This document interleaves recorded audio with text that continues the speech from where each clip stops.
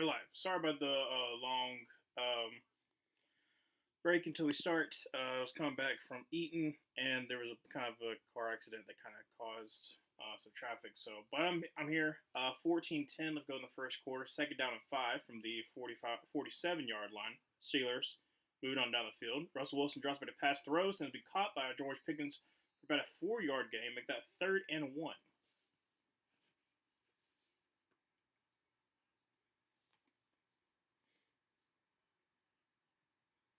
Third down and 1 from the 49 yard line. They're in shotgun. I don't know why they're in shotgun on 3rd and 1, but okay. Russell Wilson going to be handball off to Najee Harris, who gets up in the middle, up to the 40, up to the 39 yard line before he's tripped up. 13:28 left to go in the first quarter. First down 10 for the Steelers. Steelers are coming in 5-2. Giants are 2-5.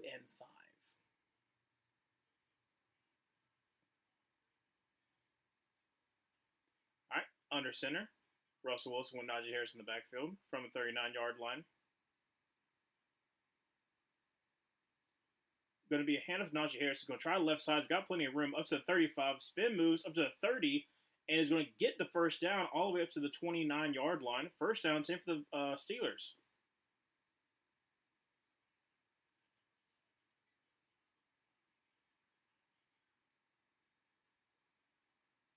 It's a great spin move by him.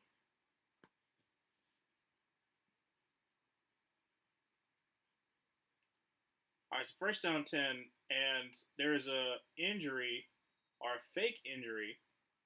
One of the two. Dexter Lawrence was down on the ground, but then got up and acted like he was going to play. All right, so a timeout for the Giants there. Like I said, Dexter Lawrence was on his knee at the line of scrimmage, pretty much offsides, and his shoe is off. Okay.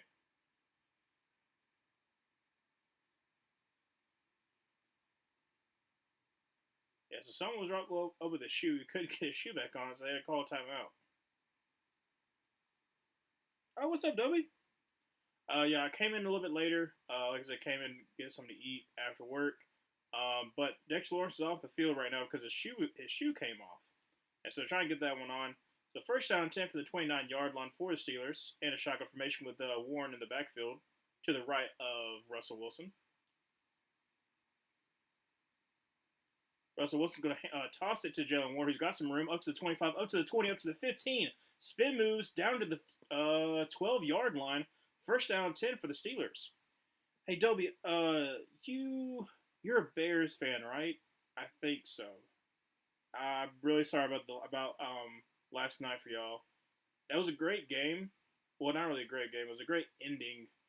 Unfortunately, not for the Bears, but it's still a good. It's like I said, still was a fun last minute to watch, I guess. First down and 10 from the 12. I formation Russell Wilson is going to hand the ball off to Jalen Warren, who's going to get up to the 10, but then get stonewalled after that. So, but still a gain of 2. So second down 8. 11:56, 11:55 left to go in the first quarter. Get a drink. Ooh.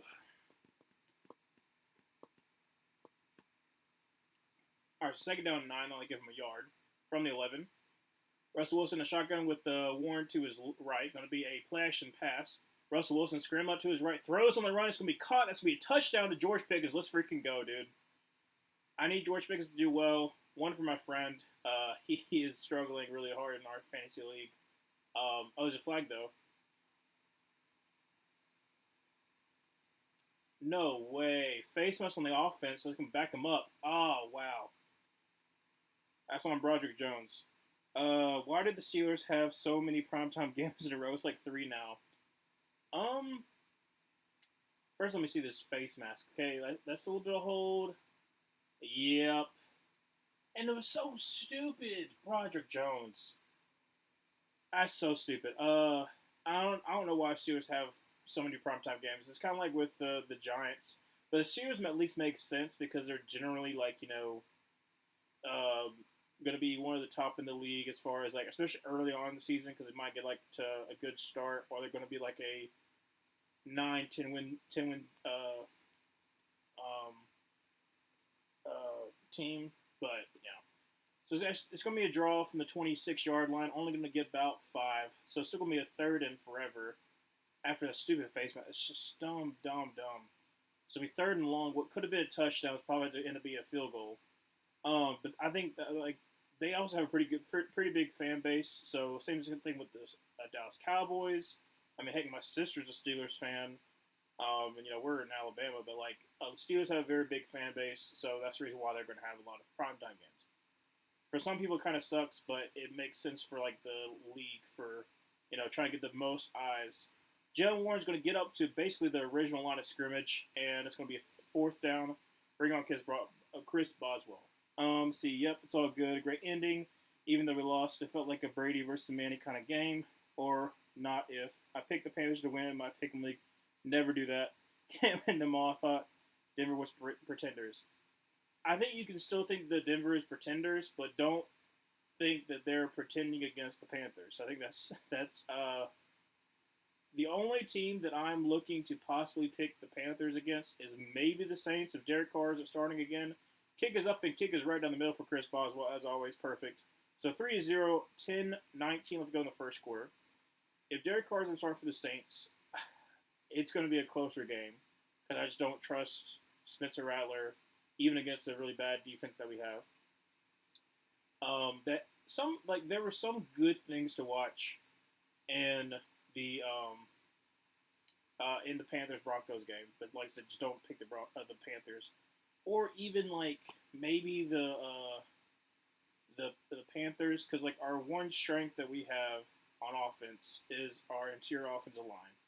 So if we're able to help out with Dexter Lawrence and not have him collapse the pocket, I mean, I don't trust the Giants secondary, so maybe. I mean, I'll be streaming that game. I'll be streaming the Germany game. Like I said, one of the few games that I can still stream for Panthers because they are literally putting all the Panthers games in places where you cannot find them, especially where I'm at. But I wouldn't, like I said, outside of those two games, I'm probably not going to be picking the Panthers at all. And I haven't been the whole entire season. I have not picked the Panthers once in my pick'em league because, one, I thought we were going to start off slow, which we did. And I did not have confidence in the other games that we were playing because either the teams that I thought were going to be bad are doing a lot better than I thought they would be. I liked Jay Daniels coming out, but I thought he might get injured in his rookie season because the offensive line is atrocious. But he's, like I said, he's been proving me right as far as like the talent that I thought was going to be there. But he's also being very durable, and they're credit to Cliff Kingsbury. They're getting the ball out really quickly. They're making sure that he's not getting pressured or as much as he would have because their offensive line is so cheats. But yeah, don't pick the Panthers in any pick'ems. It's just not a wise decision. I'm sorry, Info Plus with a VPN could help possibly. Please skip Script Writer. Please don't pull a week 1 against the Falcons and make Chris Ball go off. I'm not gonna lie, he probably is. Because here's the thing. I talked about this in the description for like the stream. Both of these teams have really good defensive lines, so I do think that when it comes down to the red zone, if they're able to bring pressure, because you basically can rush with 4 and get pressure, it's going to be very hard for these teams to score. They're going to be score in the red zone because everything's so clear together. Like that face mask took off a touchdown, so that's where I'm starting to kind of think that I was right. I think my score prediction was 23-17. I think it was my score prediction where Steelers end up winning because I think that there's going to be a good bit of field goals in this game.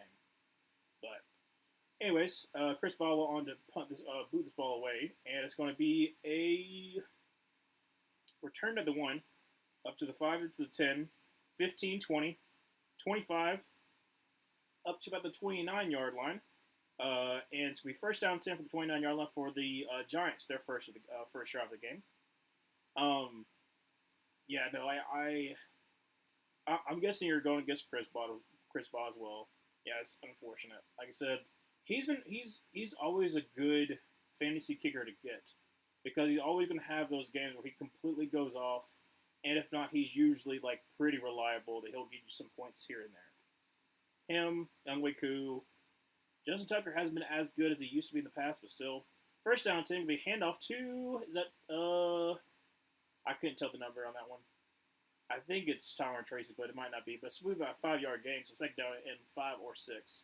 I just need him to not score 9 more points. Is that too much to ask for? Ooh, 9 more? I wouldn't take that bet.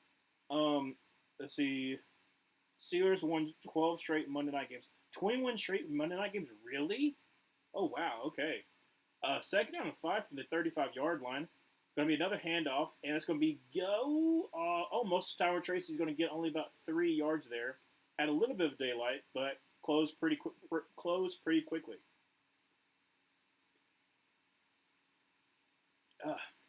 Cameron Hayward's 202nd career game. That is crazy. The fact that he's probably going to play for another year or two, because like he's still good. That's the thing. Cameron Hayward's still good. I would imagine he's probably going to play for another, definitely another year, maybe another 2. It just depends. Third down and 1. Daniel Jones under center. Going to be a QB sneak, and they're going to get about 2 there. So first down 10 for the 41-yard line. Last lost to Giants in 1991. Really, yeah. No, Dobie's right. I don't think that. Well, okay. If no, because not 9 points can easily go by, especially with 2 field goals and then an extra point. So you have to hope and pray that the Steelers look abysmal on offense and don't get anywhere near field goal range.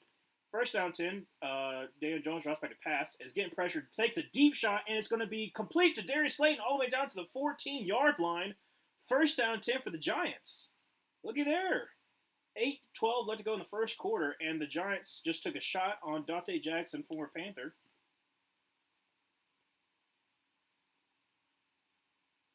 I mean, that was a really great pass by Daniel Jones, not going to lie. Hit him right in stride. That's it. Like I said, that's a great pass. Let's see here. I don't care if the Steelers score 70 on the Giants. Just please, Buzzle, don't kick. Let the punter try out.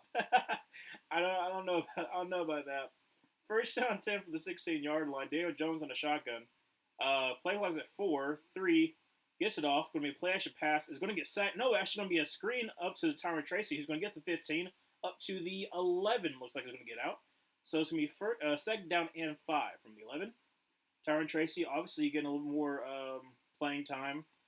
He was really good against the Bengals. I was really concerned because I went against him in fantasy, and they kept on throwing him the ball, and then they had one more drive, and I was like, if he gets one more catch, I'm gonna lose. And they didn't throw it to him, so I was like, thank the Lord. But yeah, he's definitely a weapon that's gonna help out this Giants offense for the next quarterback that comes in, because I really don't think that Daniel Jones is gonna be the next quarterback next season, especially if the Giants lose. They're going to definitely be a top 5 pick. So you could probably get your second quarterback. Going to be handoff to Tyron Tracy and gets an absolutely nothing. Loses about 2. It's number 50 on the play. Let's see where we're at. Last Monday Night Football lost to the Giants, but I can't see them making the upset again. Yeah, all TD could if XPs are low. Oh yeah. What's the point total for an extra point? For some people, it's 1.5 points, I think. And then for points for field goals, it depends on the yardage. So that's what I'm saying. Like, if he gets 2 field goals and an extra point, then I'm pretty sure that's close to 9. But I might be wrong. Like I said, it depends on the length of the field goal. Daniel Jones in the shotgun, third down 7. And play clock's at 0, so that should be delay a game. There we go. It's delay a game. I just started Javonte Williams thinking he would cook against Carolina, but apparently their run defense is great against him. Okay. I was surprised by that. And that's the reason why I was like, I talked about with the Panthers game, it's more about evaluation. And in this game in particular, I felt so much better about the fact that, we did really well against the run. Sure. Did we make the Titans look really stinking good? Yes. That was very frustrating to watch. But a lot of our young players started stepping up. Damani Richardson, our safety, got him undrafted out of Texas A&M. Really liked him coming out. He looked really good. That's the reason why I was still okay with the fact that we lost because certain players that are young looked okay. But you screen out to Wandell Robinson, who gets up to the 11-yard line. Stop going to be fourth down, and they're going to punt this ball away. Not punt this ball, kick the field goal. What am I talking about? Sorry. Kick a field goal. Graham Gunnell on a kick. Never mind, Steelers scored 80, 10 TDs, and 10 two-point conversions. Hey, you never know. 7-0 game would be good for you, Griffin. Yeah. Honestly, like I said, you just gotta hope and pray that Russell Wilson go. No, we don't. We don't pray for injury. We just have to hope that Russell Wilson turns into Broncos Russell Wilson and does terrible. Kick is up and kick is good. For it's be 3-3. That was a 29-yard field goal. Oh, it wasn't Greg? No, that's right. He's out. That's who's their kicker now? I don't really pay attention to the Giants that much, especially not the kicker. Is it Joseph? I'm pretty sure it is. Let me double check and make sure. Giants kicker. Yeah, it was Greg Joseph. That's what I thought. But yeah, no. I really think you're probably going to lose with Chris Boswell because, like I said, Chris Boswell is bound for this, especially this kind of game where the Giants' defense isn't really the best outside of its defensive line. And I do think that the Steelers are going to be able to put us some points. I would be very surprised if Chris Boswell would not hit 9 more points. So, sorry. You never know, but it's not looking good. Or Gadget plays with Fields fumbling. That could happen too. You could always have, Russell Wilson, he decided, like, hey, I'm going to give an opportunity to Justin Fields. I feel like he deserves it. Then Justin Fields fumbles the ball and then proves why he's not a franchise quarterback and why there shouldn't be more people who are going after him. Because there's a lot of people who are saying, like, hey, the Panthers should trade for Justin Fields and then just build up a defense around him. He's proved that he can win games. Okay, even if we can transform our defense with a really good rookie defensive line class, there is a very, very good defensive line class, we aren't going to be like the Steelers and be able to shut down everybody. I wish we could, but we're not. And then you have Justin Fields, who I think is a good. He is a good running quarterback. Do I think he's dual threat? In some cases, maybe, but like I even coming out, I wasn't the biggest fan of Justin Fields because I was like, he has the running ability, he has a decent enough arm, but sometimes his vision of the field isn't the best, especially when he's getting pressure in his face. And secondly, like he's not very accurate. So I was just like, there's a lot of problems I had with Justin Fields, especially the national championship game when Barrymore kept on getting up in his face, but he kept on getting pressured. He looked good in the semifinal game when Clemson couldn't get any pressure on him, and he was able to throw at ease. But once things went wrong, it didn't look good for Justin Fields. And that kind of turned me off on him, and I was like, don't really feel confident that he can really make it in the NFL. And outside of Bryce, I have been pretty spot on with quarterback evaluations. And I feel really bad that the fact that the one quarterback that we got from our team, I was wrong on. Which, like I said, it's very, very frustrating. Maybe he can do well at another spot, but that was really frustrating to watch. Kick is off, and kick is going to be in the back of the end zone. So first down 10 from the 30 for the Steelers. See, where did I mess up on? Can't have the Steelers stall out. Boswell was amazing at long field goals, especially, which the broadcast week 1 would not let me forget. Yeah, no, that would make sense. I was talking about how the Steelers have had 3 head coaches, which is, like I said, still amazing because, like, Mike Tomlin, even though a lot of Steelers fans are like, oh, we need to move in another direction, it's still, like, an impressive feat that he hasn't had a losing season. And consistently, they're at least, like, competitive. They might not have won a playoff game since 2016, but still they're competitive. Run by Najee Harris is going to get about 6 yards there, so second down to 4. 5:11 left to go in the first quarter. Justin needs a full team with great coaching. Exactly. He had a good runner, but he doesn't trust his ability to throw down the field because he didn't want to make mistakes. Too cautious. And I agree. I was like, if you put him on a good team, he could make it work. Russell Wilson is going to scramble out, throw on the run. It's going to be caught by is that Washington? Yes, it is. Up to the 35, up to the 30, all the way down to about the 27-yard line is Washington from Georgia. Loved him coming out of Georgia. Big, like 6'7", 6'8", like 270 tight end. Absolutely amazing blocker, but also dangerous in the receiving game too. Got to have is that who I think it is? Number 27, I think that is. A safety trying to cover him is pretty bad. But yeah, like I said, I think Justin Fields could do well. I'm trying to think of the team he could do well on. First down 10 from the 34-yard line. I formation for Justin never say Justin Fields. For Russell Wilson, going to be handoff to Najee Harris. He's going to try left side up to the 30, up to the 25, 20, up to the 15, up to the 10, and down at about the 9. Be first and goal from the 9 for the Steelers. Steelers are able to run amok on this Giants defense. Like I said, Giants have a good defensive line, but as soon as you get past that, it is pretty bad. Like I said, they're double teaming Dexter Lawrence all day. They're making sure he is not a factor at all, and they're just going after these edge rushers. And as a Panthers fan, Brian Burns is not the best against the run. So first and goal, they run for about 3 yards, and the second and goal from about the 6-yard line. But yeah, so I would say if Justin went to another team to really help his ability,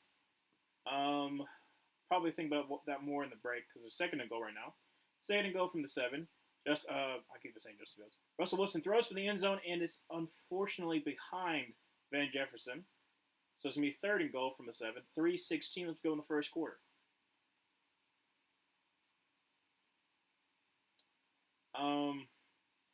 Now, are we okay? Here's a question: are we thinking of Justin Fields as a starter or for a potential backup option? Because starter, there's not that many spots for him, especially depending on what happens with the Vikings and Sam Darnold. I think Sam Darnold could potentially get himself a good contract. Depends on Joe Flacco as well. Russell Wilson drops back a pass and is going to run. Oh, almost runs out of time. Scrambles, throws on the run, tips up, and incomplete, unfortunately. So it's going to be fourth and goal, another field goal.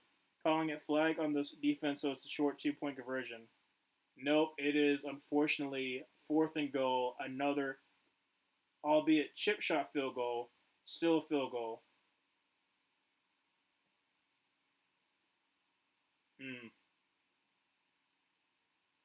Great tip by Isaiah Simmons, though.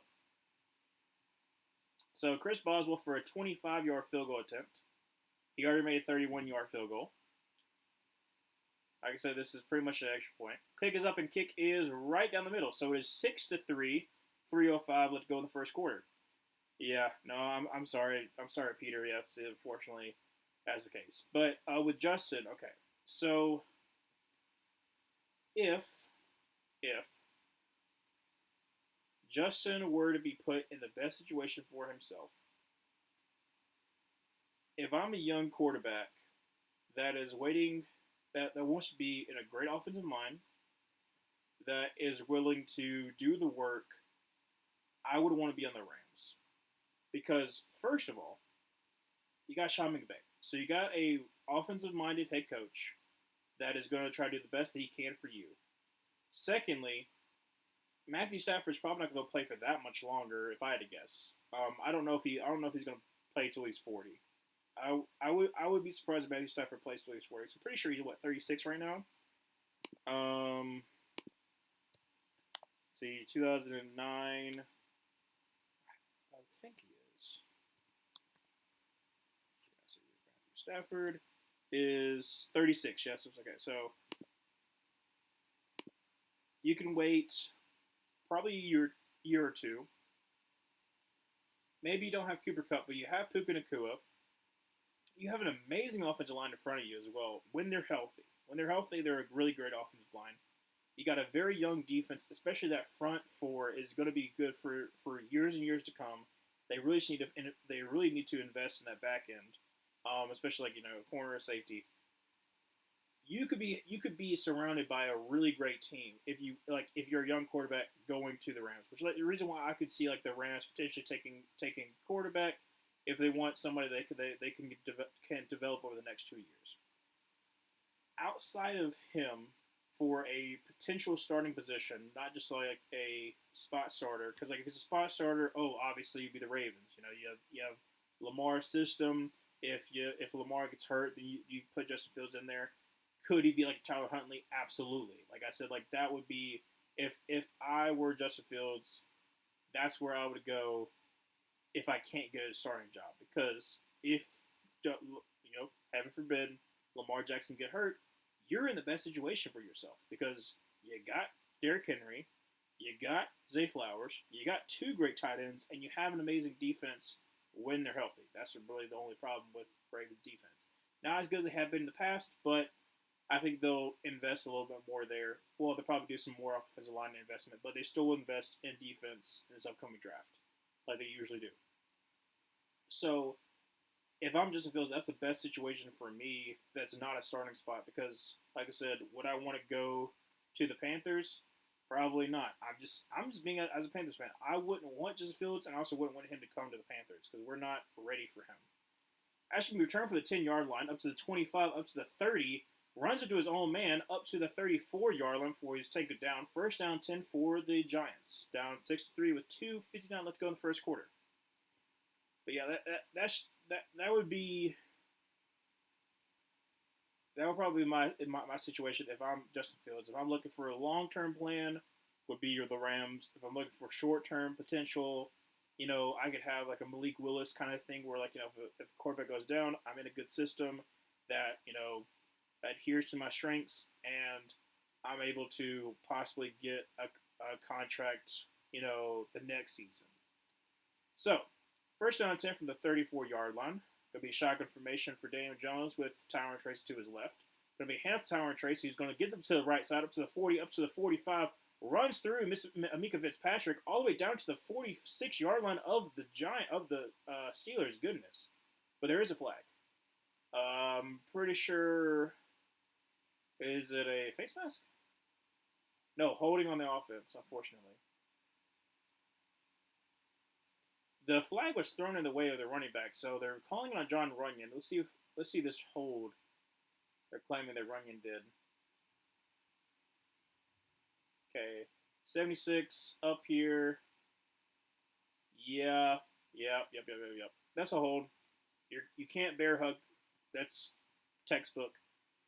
Who you got in the World Series? Hope the Dodgers win because of Freddie Freeman. Hold on a second. I'll talk about after this play. First and 16. 2:45 to go in the first quarter. Daniel Jones in an empty set. Drops back pass. Quick throws to Wan'Dale Robinson for a screen up to the 35 before he's taken down. So he's second down and about... Is that a second down about 9? Something like that? I think so. Second down 8. I'm not a big baseball fan. I played it when I was younger, mainly because it was something that I could do. So I could do baseball and also do soccer when I was younger. I never really had an MLB team, but most of my friends were Braves fans, so I kept up with the Braves. Second down and 8.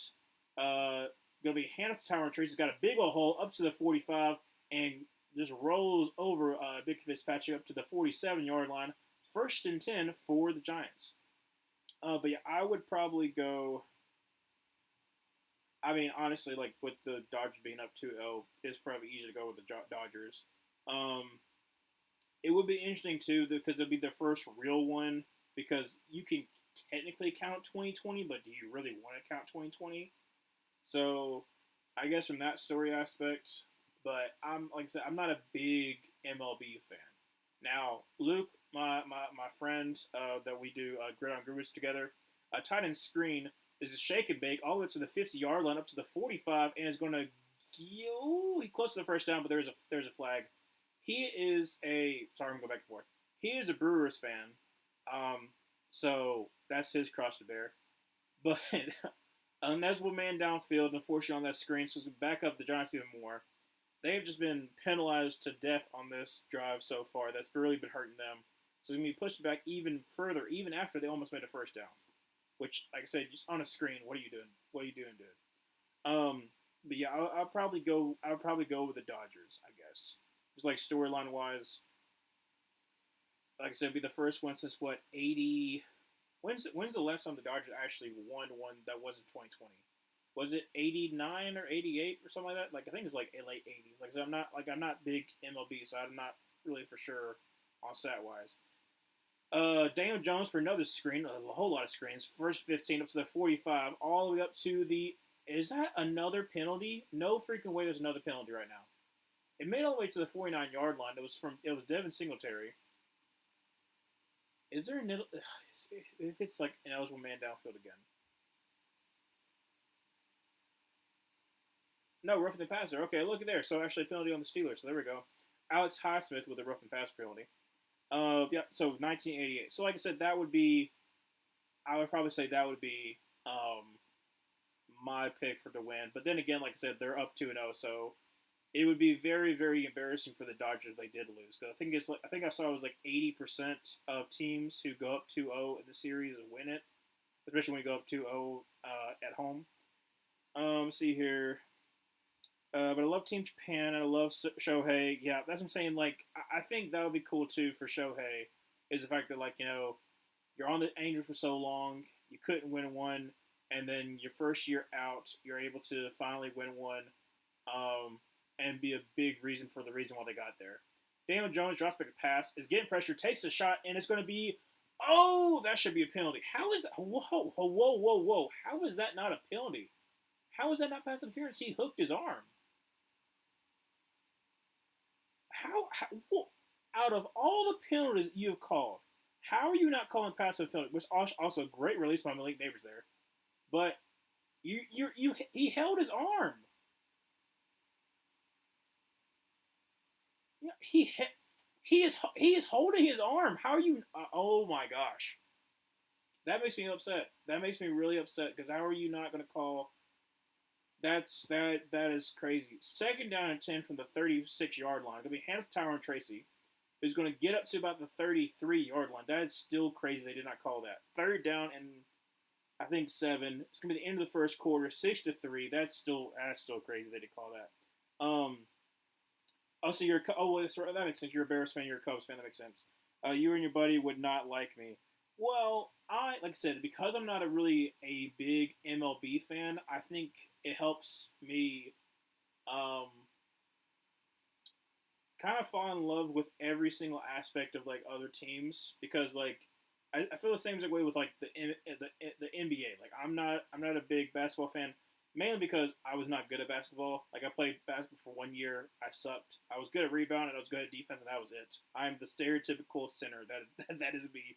Um, and so I was just so like I liked watching it. I liked watching players, but like I never was like I never like was a fan of like a single team.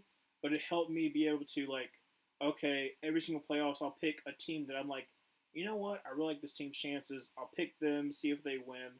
Um, one of the years I picked the Denver Broncos, not Denver Broncos, the Denver Nuggets, and they won. So that was kind of fun to experience, like as like a fair weather fan, where I was just like, hey, like don't really have a team. NFL, I'm like very very devoted into the NFL because like I played football for a long time, and so like that definitely helps. But the other major sports, I wasn't ever really super duper into. Let's see here. I hope Shohei gets a few rings. I think he potentially be the go to baseball. He really has a chance, honestly. Like statistic wise, he's on trajectory. It's really going to depend for a lot of people. It's going to depend on rings, which I think is.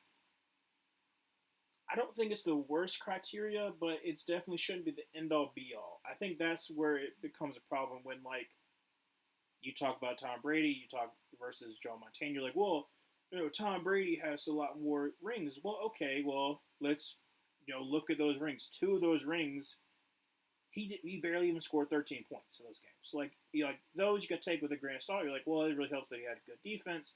And there's other Super Bowls where like he was one of the main reasons why they're winning. The one that he won against the Carolina Panthers in 2003.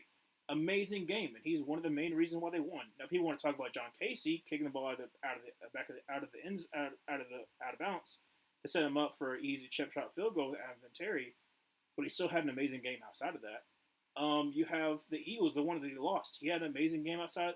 He had an amazing game that too, and he lost that Super Bowl. So like, I think there's some things with rings that people over that like either like put that over everything, or there's some people who like, oh well, it's a team game, which it is, but it should still be considered part of your legacy as far as like your rings, because that's what you're ultimately going after. False start by the right guard there, unfortunately, so I'm going to back him up to 3rd down and 12. Penalties are killing the Giants right now. So it's going to be 3rd down and 12. Greg Van Roten, former Panther, unfortunately, with the false start. He is so amazing. I was so mad the Cubs didn't even make Shohei Ohtani an offer. I'm wondering if he just wanted to stay in California since he already had roots there. Because like that, it's an easier I guess it's an easier flight to Japan. It's also easier as far as like if you already have made a house, if you already like made a kind of a life there. It's gonna be a throw to Malik Neighbors. It's gonna give us about the 29-yard line, but it's gonna set up a field goal because it's gonna be 4th and about 3. So again, like I said, like penalties are killing the Giants right now, and it's pretty.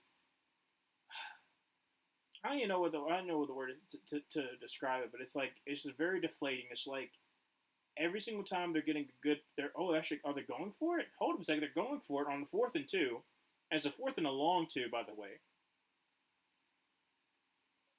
I'm surprised with this one, but okay. Daniel Jones in the shotgun with Tyron Tracy to his right. Going to send Malik Neighbors over to the right. Drops back a pass. Rolls out. It's going to be thrown to Malik Neighbors. He's going to get the first down up to the 24, 23-yard line. For first down for the Giants at the 23-yard line. That's crazy. You go for it. Like I said, it was like a long 2, and they're able to get it. Send Malik Neighbors on a little bit of boot right there too. So looked to be man on man. Unfortunately, Bishop could not hold up with Malik Neighbors. They're able to get the first down. 13:53 left to go in the second quarter, and the Giants, hopefully they can actually punch it in now. Daniel Jones surveys in a shotgun with Tyron. No, it's not Tyron Tracy. Going to be to Devin Singletary. Runs up to the right, up to the 20, up to the 15, maybe. About 15.5-yard line. Gain about 8, so it'll be 2nd down and 2. Let's see here. Oh, you already said those. But yeah, Shohei has a chance to be. He's definitely going to be the best of the 20s if he still continues on his path. Because like there's the whole thing of like greatest of your era, because you can kind of like go off of like this time and like he didn't have to deal with this, he didn't have to deal with this. So there's always going to be some people who have Pete Rose. So there'll be a lot of people who have Hank Aaron. There's a lot of people who have Babe Ruth. But Shohei could definitely be the greatest of our era. Another flag. It gets thrown to 85 as a touchdown, but I think the flag is on the Giants again. I think it's on the Giants again. I think it's probably an illegal formation. Illegal shift. It's like I said, this is crazy. Now, how many? Oh, I gotta check and see how many penalties there have been. So illegal shift because he didn't get set. Yeah, he didn't get set. So it's gonna be a penalty, but goodness gracious.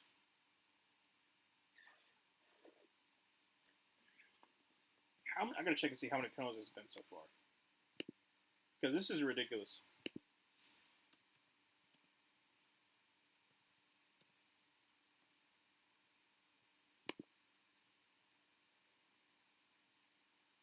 Alright. So 2nd down 7. Gonna be a PA boot. Daniel Jones scramble out to his right and throws, and it's gonna be incomplete, but there's another. How are there so many flags? There is another flag. Oh my gosh. Okay. So far, and we are 12:49 left to go in the second quarter. 5 penalties for 30 yards for the Giants and 2 for 30 for the Steelers. 7 penalties already. That is crazy.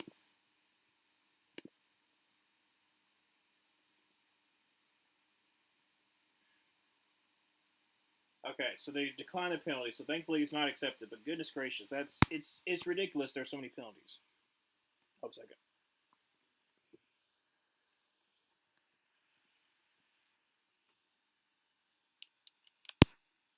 Gotta make sure my laptop is charging so it's stays good. I have an old laptop. I have like a 2015 Mac. That's how old because it was used when I got it, and it's old now.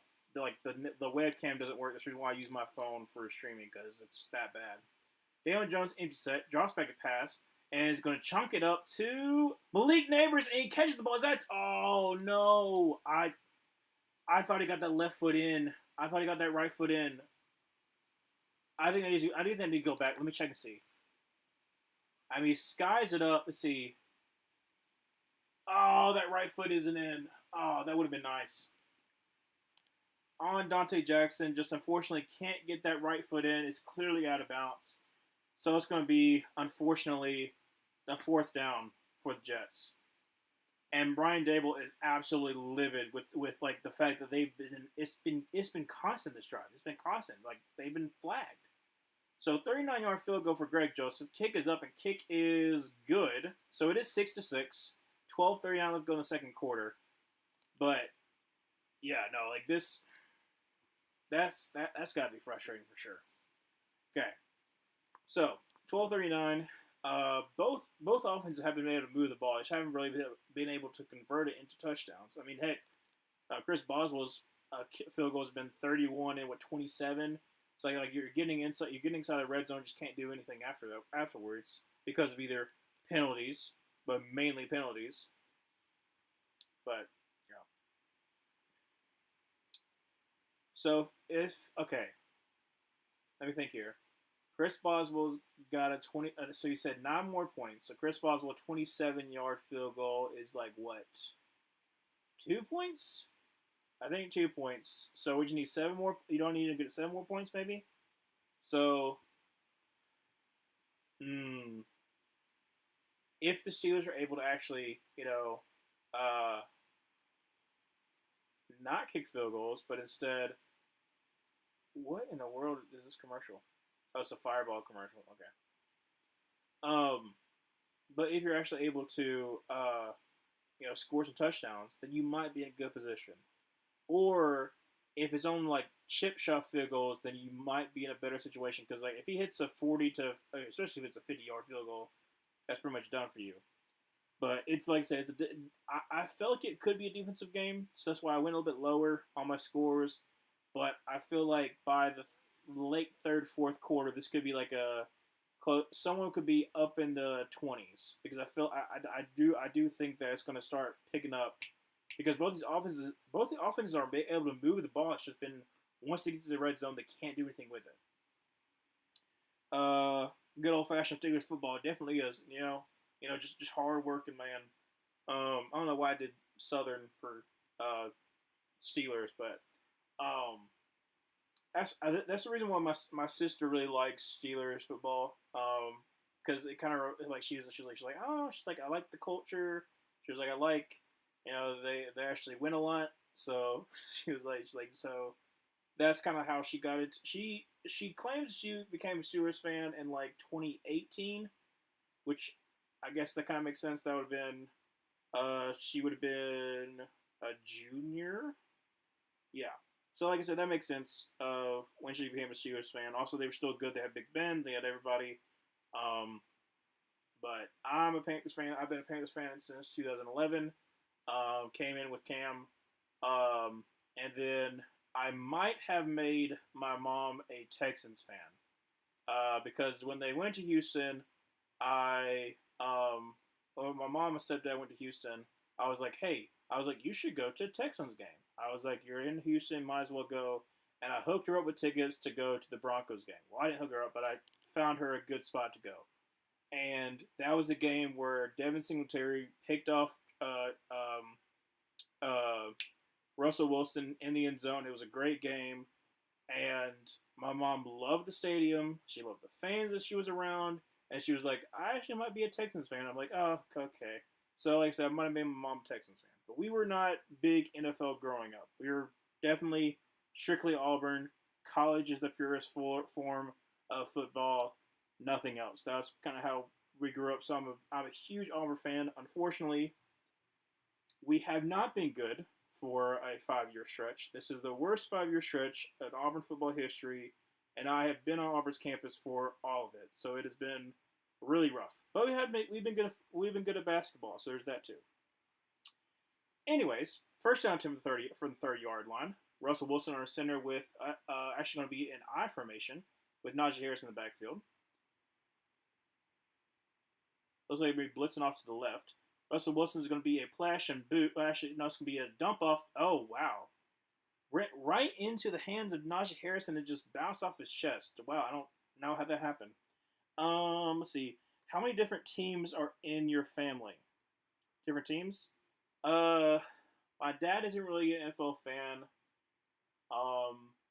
So that would be 3. Because it would be Panthers, Steelers, and technically maybe Texans. So I guess I would say that'd be 3.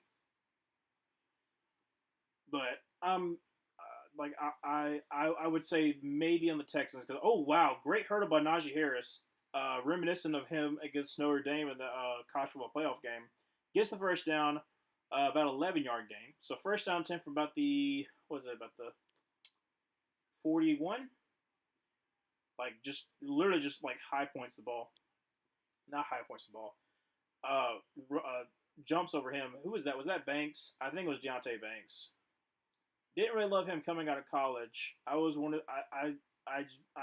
I just did not feel I had a good vibe about him. First down 10 from the 43-yard line, and he's getting absolutely bullied in pros right now. Russell Wilson on a little bit of boot. What the heck happened with that ball? It like went straight and then, but it didn't look like it got tipped. It might have gotten tipped, but it looked like a straight and then like turned down. I don't know how that happened. But yeah, they're 2 and I'll say and a half teams in my family.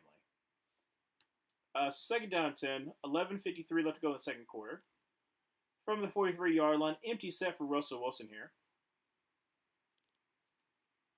And he's going to draw back to pass and quickly throw over the middle to the 50-yard line up to the 45. And that's going to be, is that George Pickens? No, it's not Justin. It's Van Jefferson with the catch. Gain about 14 yards there. First down for the Steelers.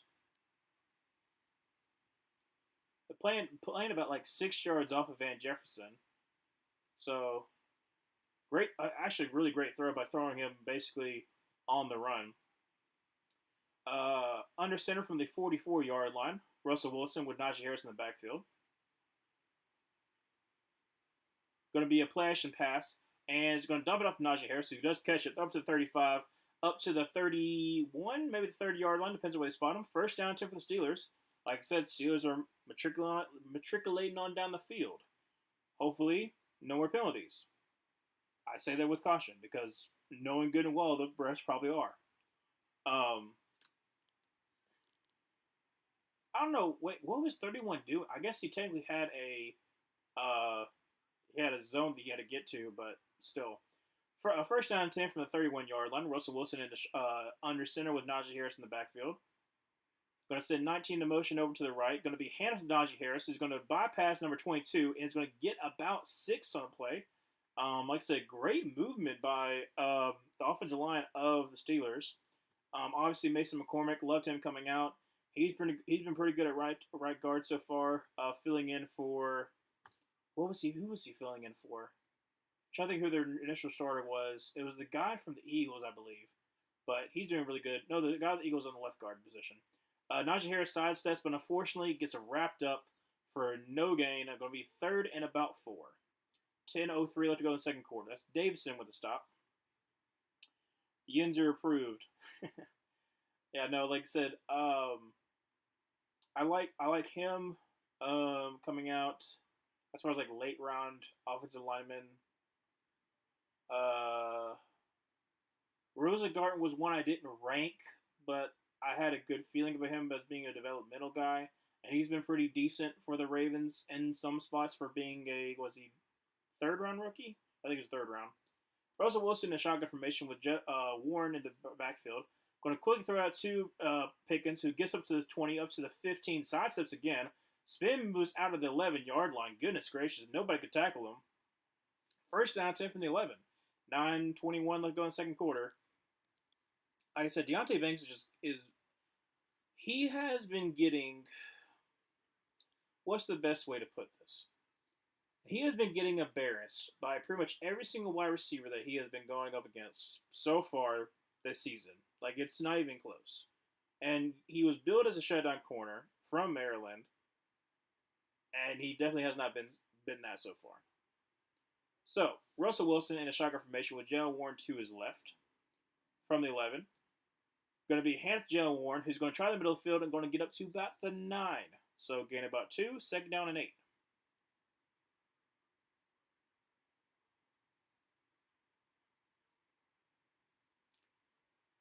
Let's hope that the Steelers can actually score a touchdown here. That would be very beneficial, so that Chris Boswell doesn't get himself another field goal. I mean, he'll get an extra point, but 8:38 left to go in the second quarter. Second down 8. Russell Wilson's under center with Jaylen Warren in the backfield. Going to be a play action pass. Russell Wilson is scrambling out to his right. Rolling out, just going to throw it away, and unfortunately, is going to be incomplete. Try to get it to Jaylen Warren, but just a little bit too far outside his reach. Third down 8. TD would be great, no field goal. Exactly, like I said, just need a field goal. That's all it is. They are pretty much doubling George Pickens. They're like, he is not going to beat us.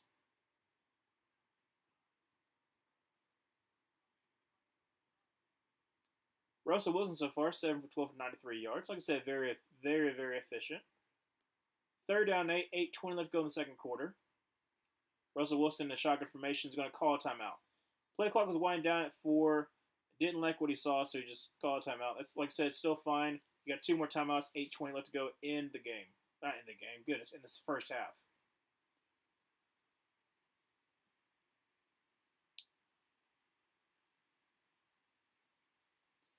Yeah, they're showing it right now, like the missed opportunities. Like I said, like that stupid face mask that would have been a touchdown, George Pickens, and then you got a little bit behind Van Jefferson, and then also you had the unfortunately the tip ball that would have gone to, I think, to Calvin Austin, the number 19, but unfortunately, like I said, it was tipped, so ball's incomplete. Third down 8, very, very important for the Steelers. If the Steelers can get a touchdown here, you feel pretty confident, like, hey, I can actually kind of control this game. Your defense has been doing decently, I guess is the word to put it. It's not like the best. Kind of surprising against the Giants offense is definitely not up there. But so far, good drive. Third down 8 from the 9. Russell Wilson a shotgun with Jaylen Warren to his left. Drops back to pass. He's getting a little bit of pressure. Throws, and it's going to be caught for a touchdown. George Pickens finally gets himself a touchdown on Deontay Banks. Let's freaking go. 12-6. Let's see if they go for. I think they're going to go for an extra point.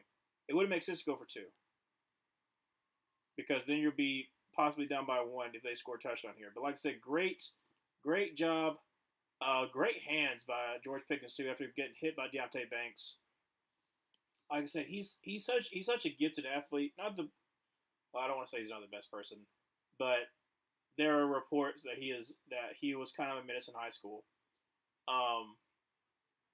But like I said, good football player. What is on his cleats? Is that crosses? I think it's cross. Yeah, that's crosses on his cleats. Steelers TD, please. Yeah, hey, you got your wish. You got your wish, Peter Griffin. Like I said, great secure catch. Oh, wait, hold a second. Okay, so the right foot twice. The left foot never went down. Well, I don't actually know the ruling on this. Does that mean that it's not going to be a touchdown? No way it's not going to be he doesn't get a touchdown. I mean, technically it was the same foot twice.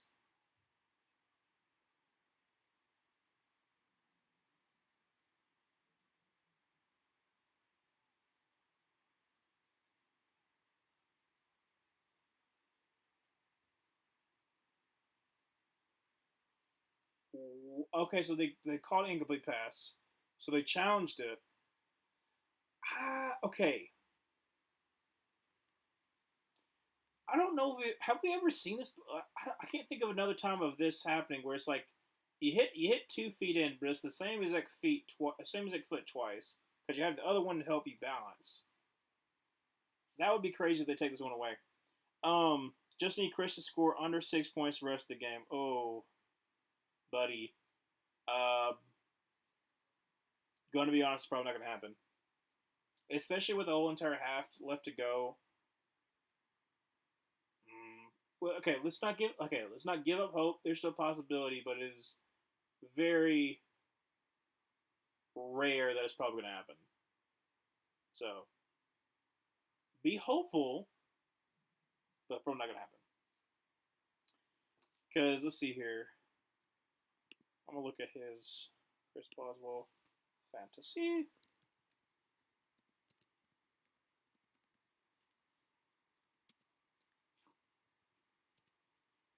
What is the average?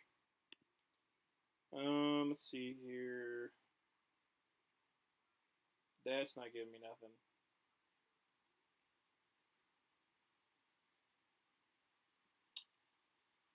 Yeah, no. The last 3 weeks he's been pretty much getting 12. Yeah. I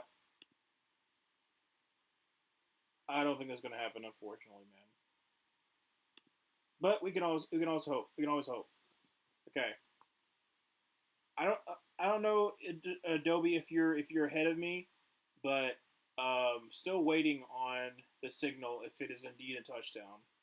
Like I said, some other people's streams that I've seen are like almost like a minute earlier than I am, which is like kind of frustrating because I'm like, well, crap, like it's not really anything that I can do.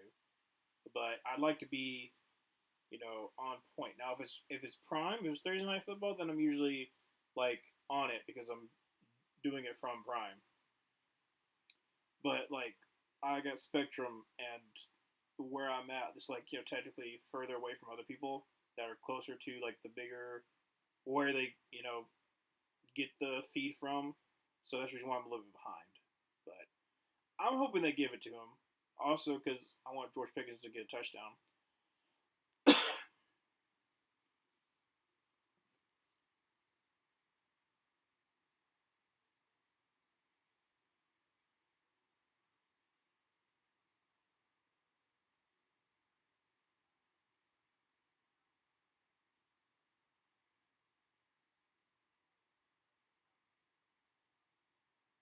Dadgum, they didn't give it to him. Wow. Okay. So instead, Chris Boswell on to kick a pretty easy field goal, unfortunately, for Peter Griffin. This is a 27-yard field goal, another chip shot. Kind of a weird angle, but let's see what happens here.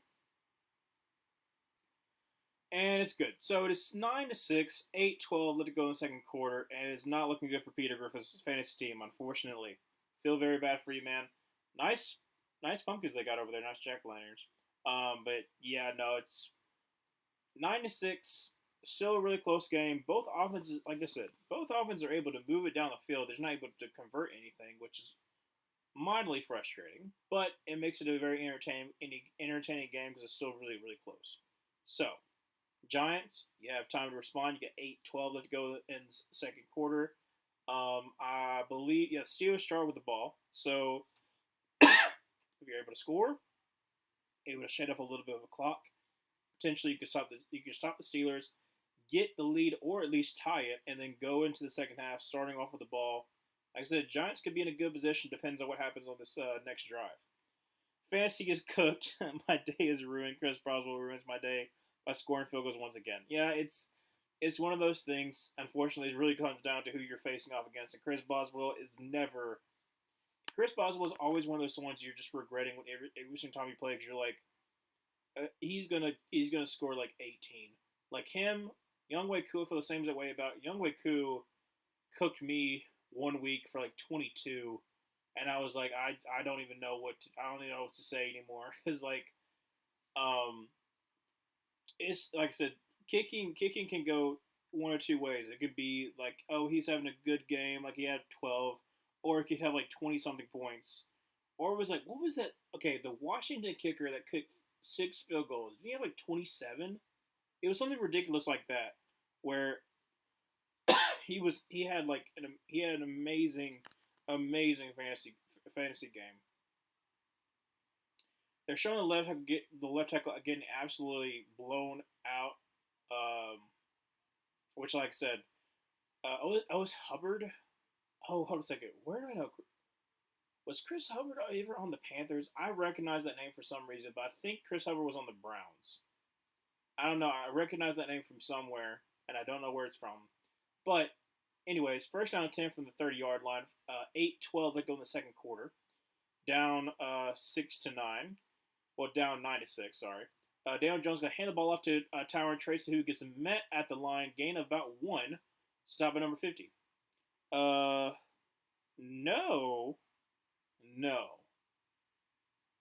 No is not good. I don't like when people say no because it means either like there's an injury, which I don't want to see another injury on stream. He's talking about the field goal. Okay, we're good. I was for a second there. I was concerned. I missed Clutch Coup. He missed a potential game-sealing field goal during the Bucks game. Yep, I think his confidence was shaken. I don't know. I think there's some stretch where like pick kickers, even the best ones, have kind of like a slow, like either like a slow start or like kind of like a weird break, but then they kind of come along strong. So hopefully he has that. Now, granted, it is the Falcons, but individual success, I do wish that upon him. So after a gain of about 6, third down and 3, Cameron Hayward is on the sideline. From the 37-yard line, Daniel Jones in a shotgun formation with Tyron Tracy to his right.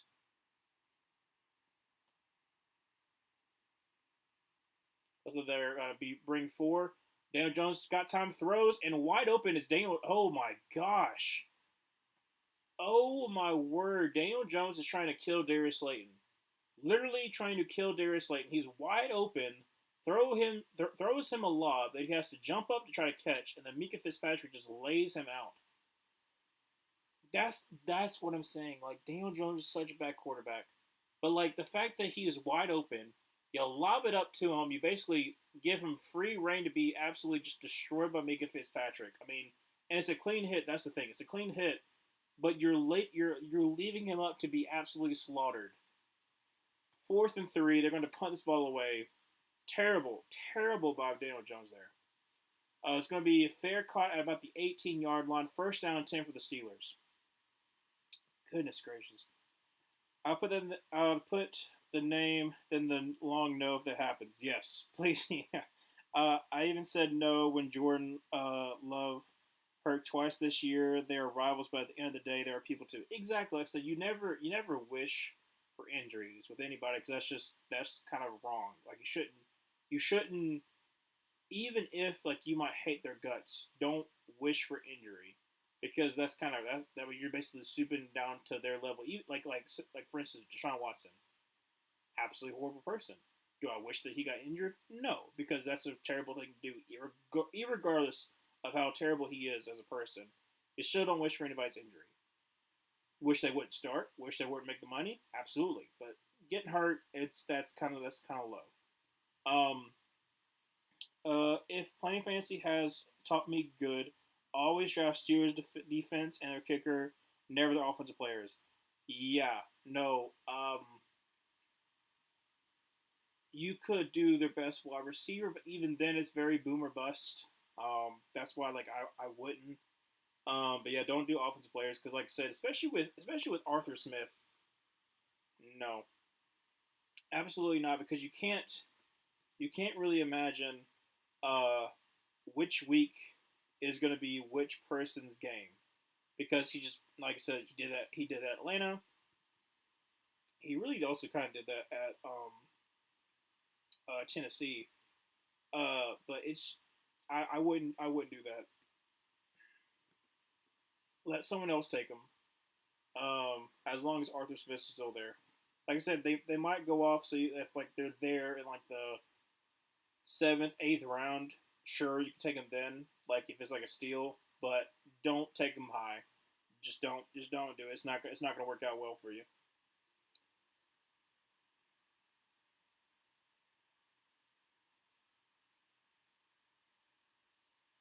I am kind of excited for the Bucks Chiefs game on Monday night. I think that could be good. Um, the Bucks are still a dangerous team, even though like obviously they're missing their top two wide receivers. They're still dangerous. Their defense is opportunistic. I would still take the Chiefs, obviously, but it's going to be a fun game. That's for sure. Even this one is still fun. It's still 6-9, but it's still fun. Outside of the refs that were kind of making it awful in the beginning, it's still good. So first down, 10 to the 18-yard line. Russell Wilson under center with Najee Harris in the backfield. 6:45 let it go in the second quarter. Going to be a handoff to Najee Harris, who's going to try the right side, get up to about the 20-yard line. So again, about 2. Second down, 8. Yeah, they're showing it right now. Like I said, great job, great release. And like I said, he's got all of that room, and then decides just to lob it up in the air. Which why, like I said, what do you like? It's a bad pass. Second down, 8. Russell Wilson's got plenty of time, and he's going to run out of time, and unfortunately, going to get sacked. And that's going to be is that B.J. Ojulari? Yes, it is. B.J. Ojulari coming from the right side. Sacks Russell Wilson, makes it third and long. 6:05 left to go in the second quarter. Oh, sorry, no, it's not BJ. BJ is on the Cardinals. Ojulari, the older Ojulari, is on the Giants. Sorry about that. If Arthur Smith is OC for a team, always draft the backup tight end and wide receiver 5. I'm so glad Kyle Pitts is free from that bad man. Yeah, I know. That's the reason why I made a skit about it when the Kurt went to the Falcons, because I was like, finally Kyle Pitts can get some kind of play. Great screen by Jaylen Warren. Going to get a first down, getting about 13 yards there. Yeah, they're like I said, they're finally using Kyle Pitts, and it's the reason why I was very optimistic about the J.C. Horn pick when we made him, because when J.C. Horn went against Kyle Pitts, absolutely locked him down, and I was thinking that the Falcons are going to move him all around, and I want somebody who can play in the slot, which is like J.C. Horn could also play in the slot. Patrick Surtain was more of a boundary corner, so I had him a little bit over Patrick Surtain. Even though I love Patrick Surtain coming out of college as well, Bama, absolute legend. And they never used him, which was frustrating but also pleasing at the same time. I'm like, hey, you're not using one of your best weapons, fine by me. But he would always have a pretty good game as the Panthers, though. Especially that one game that I went to where P.J. Walker threw that absolute dime to DJ Moore. Kyle Pitts had a pretty good game that game, too. Second down 9 if that gain of 1. Russell Wilson's in I formation with Jaylen Warren in the backfield from the 35-yard line. Going to send Hayward into motion. Going to be a screen out to Pickens, who's going to get up to the 40, up to the 45, before he gets slammed down by Brian Burns. And Brian Burns is a little bit slow to get up.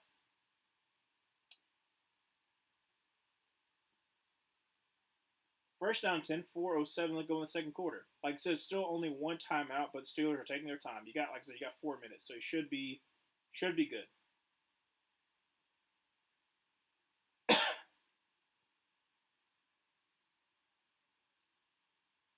All right, first down 10 for the 45-yard line. I formation with Jaylen Warren in the backfield. Going to be a draw, and that's going to get absolutely nowhere. It's going to lose about 3 yards in that play. Second down 13. That's going to be, who is that? Watts. I don't remember who is that. I don't remember which Watt that is. Well, which Watts that is. But great penetration, gains, gets up the field and makes them lose about 2. That was Broderick Jones supposed to be on the block, but absolutely did not. Second down 13. Russell Wilson in shotgun formation with Jaylen Warren to his right. Drops back to pass and is scrambling into pressure. I don't know why I did that. Kind of a weird throw, but throws it out to 81, who's going to get up to the 47-yard line. Be third and manageable. Kyle Pitts went off this week. 2 touchdowns, 4 receptions, 91 yards, 22 fantasy points. That is crazy. That's pretty crazy. Not gonna lie. All right, Russell Wilson on this 3rd and 3, 2:31 left to go in the second quarter. Gonna be in a shotgun formation. Actually, no, he's going to shotgun formation. Sorry. Jalen Warren to his left, and we got split out. Play clock at 3, 2, 1. Gets the snap off. Immediate pressure by Dexter Lawrence. And Russell Wilson's going to escape the pressure, but unfortunately going to be sacked by Brian Burns. Immediate pressure by Dexter Lawrence. I mean, like, beat him off the ball. Running back tried to help, but there was no stopping Dexter Lawrence there. So the 2-minute warning comes up. 2 timeouts left for the Giants, and they are going to be able to cook after this long sack and punt by the Steelers. So we're going to go to commercial break. Obviously, 2-minute warning. But it'll be interesting to see how the Giants do on this next drive. Like I said, you start off with the ball in the second half. So if you're able to get something, at least a field goal or something, make it a tie game, you're sitting pretty. Basically, it'll be a redo for the start of the second half. Yeah, like I said, Kyle Pitts, he had a good game. See, what's another great game? Oh, I could have traded for Kyle Pitts, but because he was doing so bad initially, I didn't. And I feel really bad that I did. Now, granted, I still only have one tight end on my roster because I'm just like, I don't really value tight ends that much. Like, I have Isaiah Likely who can either pop off or can just do decent enough because, like, there's not really one tight end that's really going off outside of Brock Bowers. He's been pretty consistent. But there hasn't really been, like, last year I got Sam Laporta because I felt really confident about him. But now that, like, no, obviously Jameson Williams kind of had a little more of a breakout, and then you have even more targets. Like, they're getting Gibbs more involved. That they weren't getting him involved in the first half of last season. I didn't get Sam Laporta this year, and it's kind of worked out in my favor because he hasn't been doing the best. He's going to have a couple of off games. But yeah, Kyle Pitts, I really should have traded for him, and I didn't. I feel very dumb that I didn't. But I'm so good. I'm still doing good in fantasy right now. I'm on a 3-game win streak, trying to keep it up.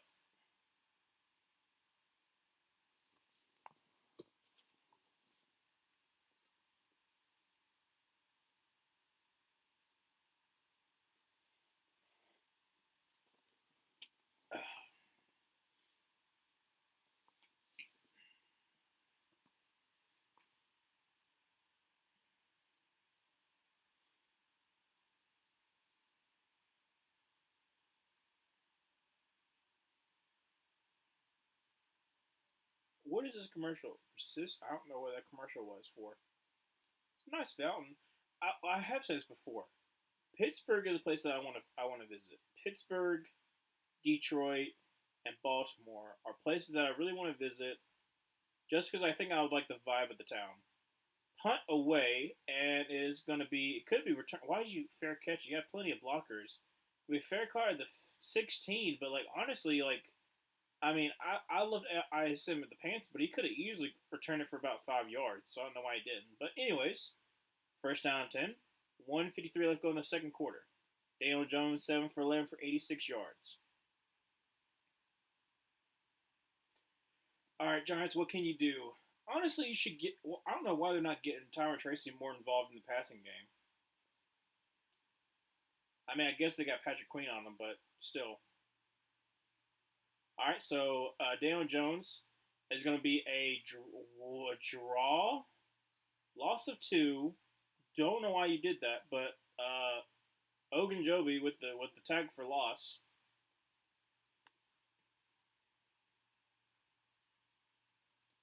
Just odd.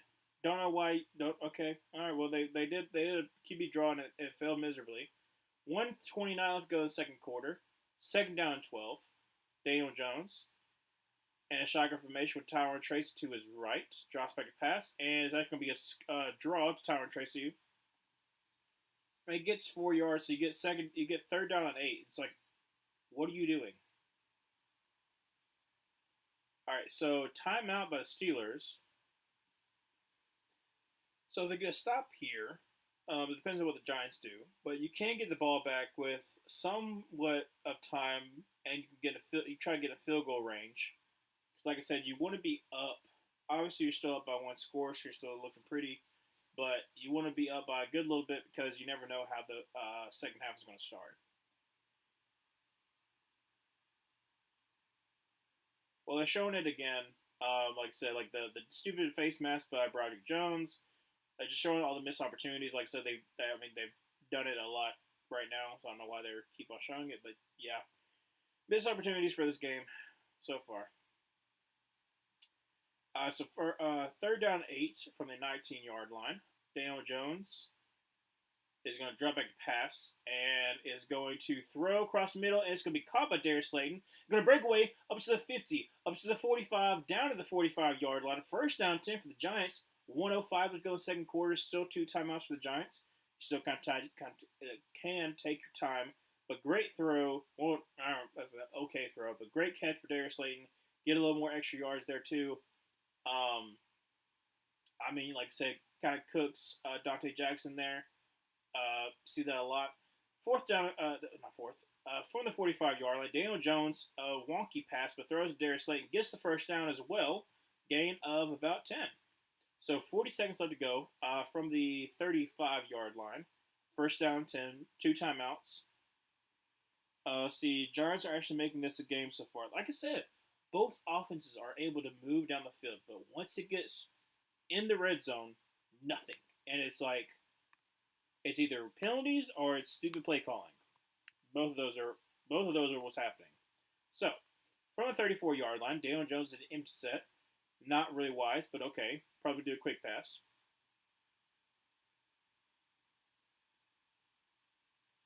Great jump off the ball by TJ Watt. Gets the ball out to, is that Wanda Robinson? Yes, it is. Up to the 30-yard line. And they're going to call their first timeout. So 35 seconds remaining. It's going to be second down and, 7? I think second down is 7 or 6. But great job of TJ Watt there. Gets pressure, almost gets a sack, honestly. But Dan Jones gets it out quickly to Wandale Robinson.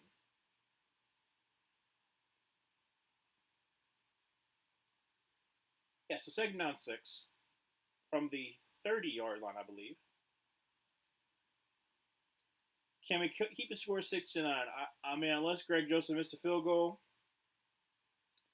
possibly not. Because like I said, he's in field goal range right now, but that's not what they're looking for. Daniel Jones in a shotgun formation with Tyron Tracy to his. Well, actually no, moves up. Tells with the blitzing linebackers. Daniel Jones lobs it up, and it's going to be incomplete. Try to lob it up for Malik Nabers on Dante Jackson. They're really going at him right now. It's third and down 6 from the 30-yard line. No, well, from the 30-yard line, 30 seconds left to go in the game. Well, I keep on saying in the game. In the first half. Goodness gracious.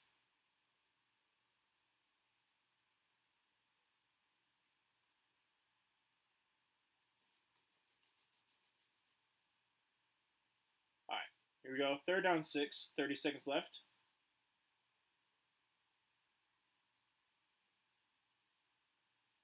Daniel Jones in a shotgun formation. Play clock at 3, 2, 1. Drops back to pass.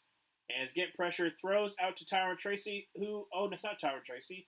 It's number 20, Noah Gray. And they're going to say it's incomplete. Really? Okay, well, incomplete. How do you say it's incomplete? Well, how in the world do you say it's incomplete? I don't know how you say it's incomplete, but it should be. Okay, they're counting it now. 4th and 2. So it's going to be a 44-yard field goal by Greg Joseph here. Let's see if he makes it. It's kind of an interesting angle. Greg Joseph, not the best kicker.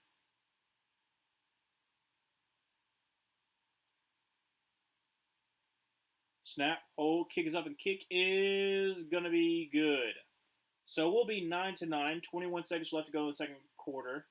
And if I'm the Steelers, probably just going to kneel this one out. It'll be a tie game going into the second half. So unfortunately, we cannot keep the score 6-9. Tragedy. I know it. Roger Goodell's there. Interesting. Well, I don't know why he's there, but okay. Oh, he's gifting people Super Bowl tickets. Because don't they do? Do they do it? I'm trying to remember if they do it at every Monday night game, but I can't remember if they do or not. Now, does that pay for plane tickets and hotel stay? Because it is not going to be cheap in New Orleans. I can tell you that much. Now, there are some hotels that are worth staying there because of how close they are, while also being far enough away that you're not like in with all the party kind of thing. But New Orleans is definitely expensive stay. Like I said, it depends on where you're staying. If you're staying outside New Orleans, probably not as much. But in New Orleans, especially for the Super Bowl, as with any kind of Super Bowl, it is super duper expensive. Kickoff is about to go underway and is going to be a touchback. Yep. So 21 seconds remaining. Going to be probably a knee if I had to guess, and go into second half. Yeah, I know, Dub. It's unfortunate we could not keep it that way. Dexter Lawrence is kind of making his name known. He's going, I mean, just blowing up McCollum. And on that one he got Mason McCormick. That's unfortunate. Like Dexter, okay, here's the other thing too. Dexter Lawrence and Christian Wilkins made Clemson's D line back in the day. Like Cleveland Farrell got himself a top 5 pick because of like them basically leaving him one on ones. Didn't like him coming out, but Dexter Lawrence. What are they? They're. What, you have no timeouts. What are you doing? All right, so bunch formation. In a shotgun. Russell Wilson drops back pass, quickly throws out to Calvin Austin, who gets up to the 43, 44. 14 seconds remaining. Going to have to be a spike here. 11, 10, 9, 8. Clocks it at 7. I mean, I guess you maybe get about 7 more yards and make it an extremely large field. Oh, okay. Help a second here. Okay. So, drops back a pass, and don't know what you're doing. What 4 seconds? What? You have no timeouts. What are you doing? Okay, so he checks it down to Warren, who gets like 3 yards, and that's the end. I don't know what the Steelers were trying there because, like, obviously you could just try to get out of bounds or throw it away, and then try for another play instead of just like, hey, we're just gonna check it down and that's be the end of it. But okay. So 9-9 going into halftime. Hey, look, 9-9 going into halftime. That kind of rhymes. Both offenses doing well. I said that decision at the end just doesn't make any sense to me. Like it made sense initially. Like you get a good chunk play, get down it, you got 7 seconds, you could probably get like an out or something like that. Get out of bounds, maybe take a long field goal because Chris Boswell got that leg, or you do Hail Mary, but no, you just shake it down. Don't understand that. Anyways, gonna go to halftime. Let me actually look at the stats for this game so far. Let's see here. So I know at halftime we'll be talking about the other games this weekend, and like I said, it was a crazy weekend. Now, some teams were kind of predictable, like the Broncos beating the Panthers. I mean, who didn't see that one happening? Let's see here. Daniel Jones, 11 for 16, 141. Tyrod Tracy, 9 for 35. I mean, it's like 3.9. It's not too terrible. Darius Slayton, 3 for 90. Really good first half for him. Wanda Robinson, 3 for 20. Malik Nabers, 2 for 15. Steelers, Russell Wilson, 12 for 19, 148. Najee Harris, 10 for 82. Amazing there. What in the... Jason Kelsey is wearing a Newsy ad. I did not expect that one. Jalen Warren, 6 for 22. And then kind of just spreading the ball around. No one's really having a huge day. So, good on the Steelers for spreading it around. It's unfortunate that George Pickens couldn't get himself a touchdown, but still. Daniel Jones 0 for 7 on Monday Night career starts. So there could be 22 straight for the Steelers and make it 0 for 8 for Daniel Jones. Or, I see Daniel Jones 7 for 3 in the last 10 starts with AFC teams. Who has he played? See, I'm guessing Jets, and I would have to see who he's actually beaten. See here. I went to New Orleans once when my cousin graduated out LSU. Congratulations. We went to Bourbon Street one of the days, and it was during one of the cross-dressing parades. Okay. I'm watching videos of my mom and my sisters and my aunt speak in Spanish and talking about how these dresses look better on other people than on them after the fact. That's pretty funny. Um, I'll say this: the first time going down Bourbon Street, I was not ready for it. I didn't really go to like parties or anything like that, so I wasn't really around like marijuana smoke and general and like a lot of like smell of alcohol like all around me. And so that was a eye opening experience that you had all that in May when it was hot and all that smell of the like this old sewer system and Bourbon Street, so it kind of stinks from that too. But all that mixed together, it was kind of hard the first time. But after the first time, I was fine. Um, they're showing like the Wicked commercial, which is kind of cool. I'm interested to see that because, like I said, I haven't watched Wicked the Broadway musical. My sister and my mom did when they went to Chicago. Um, but I know it's pretty good, so I'll be interested to see if they should do it justice. Um, but yeah, no, like I said, Bourbon Street is fun, but Bourbon Street is not all of New Orleans. I think that's a lot of people only think of Bourbon Street when they think of New Orleans, but New Orleans has so much to do. Not only does it have great food outside the French Quarter, outside of Bourbon Street, but they also have the World War II Museum, which is outstanding of all of its own. If you're a history buff, go there. They have a lot of other historical sites, a lot of cool graveyards if you're into that kind of stuff. Um, all around New Orleans is pretty cool. Like I said, like New Orleans is a very very fun time to go. Um, really, anytime you go, but caution, just be prepared to um, what's the word I'm looking for? Not spend too much money because you will forget that you're having so much fun because that's one thing too.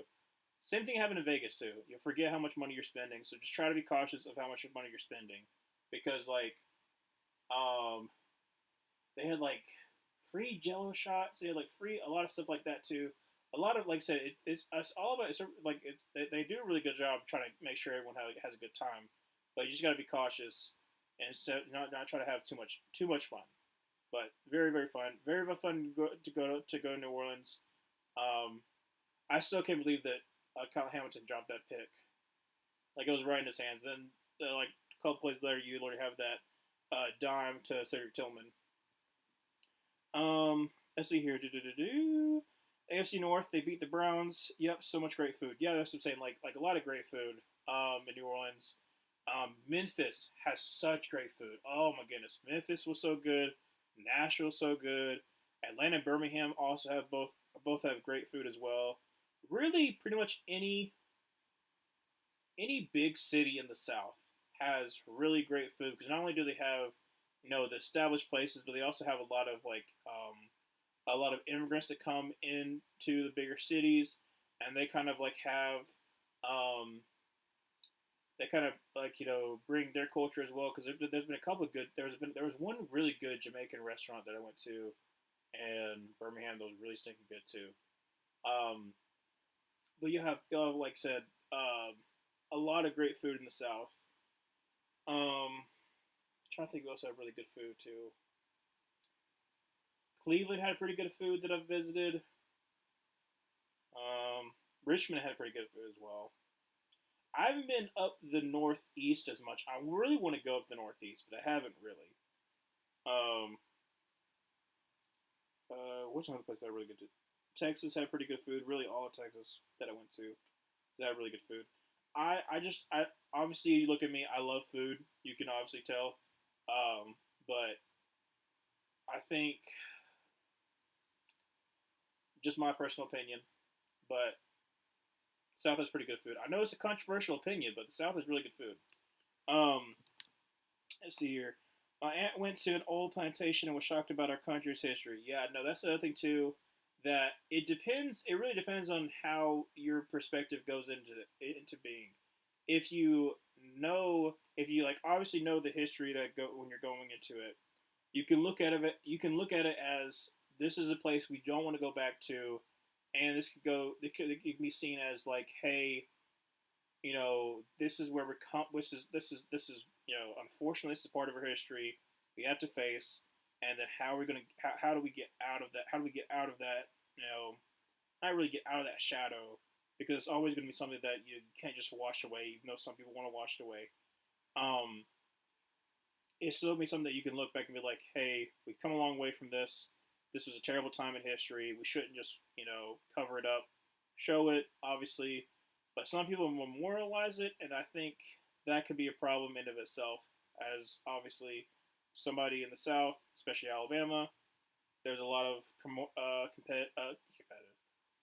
Confederate memorials. That's a lot of problems in of itself. So, but yeah, no, it's that's another thing too in New Orleans too. You have a lot of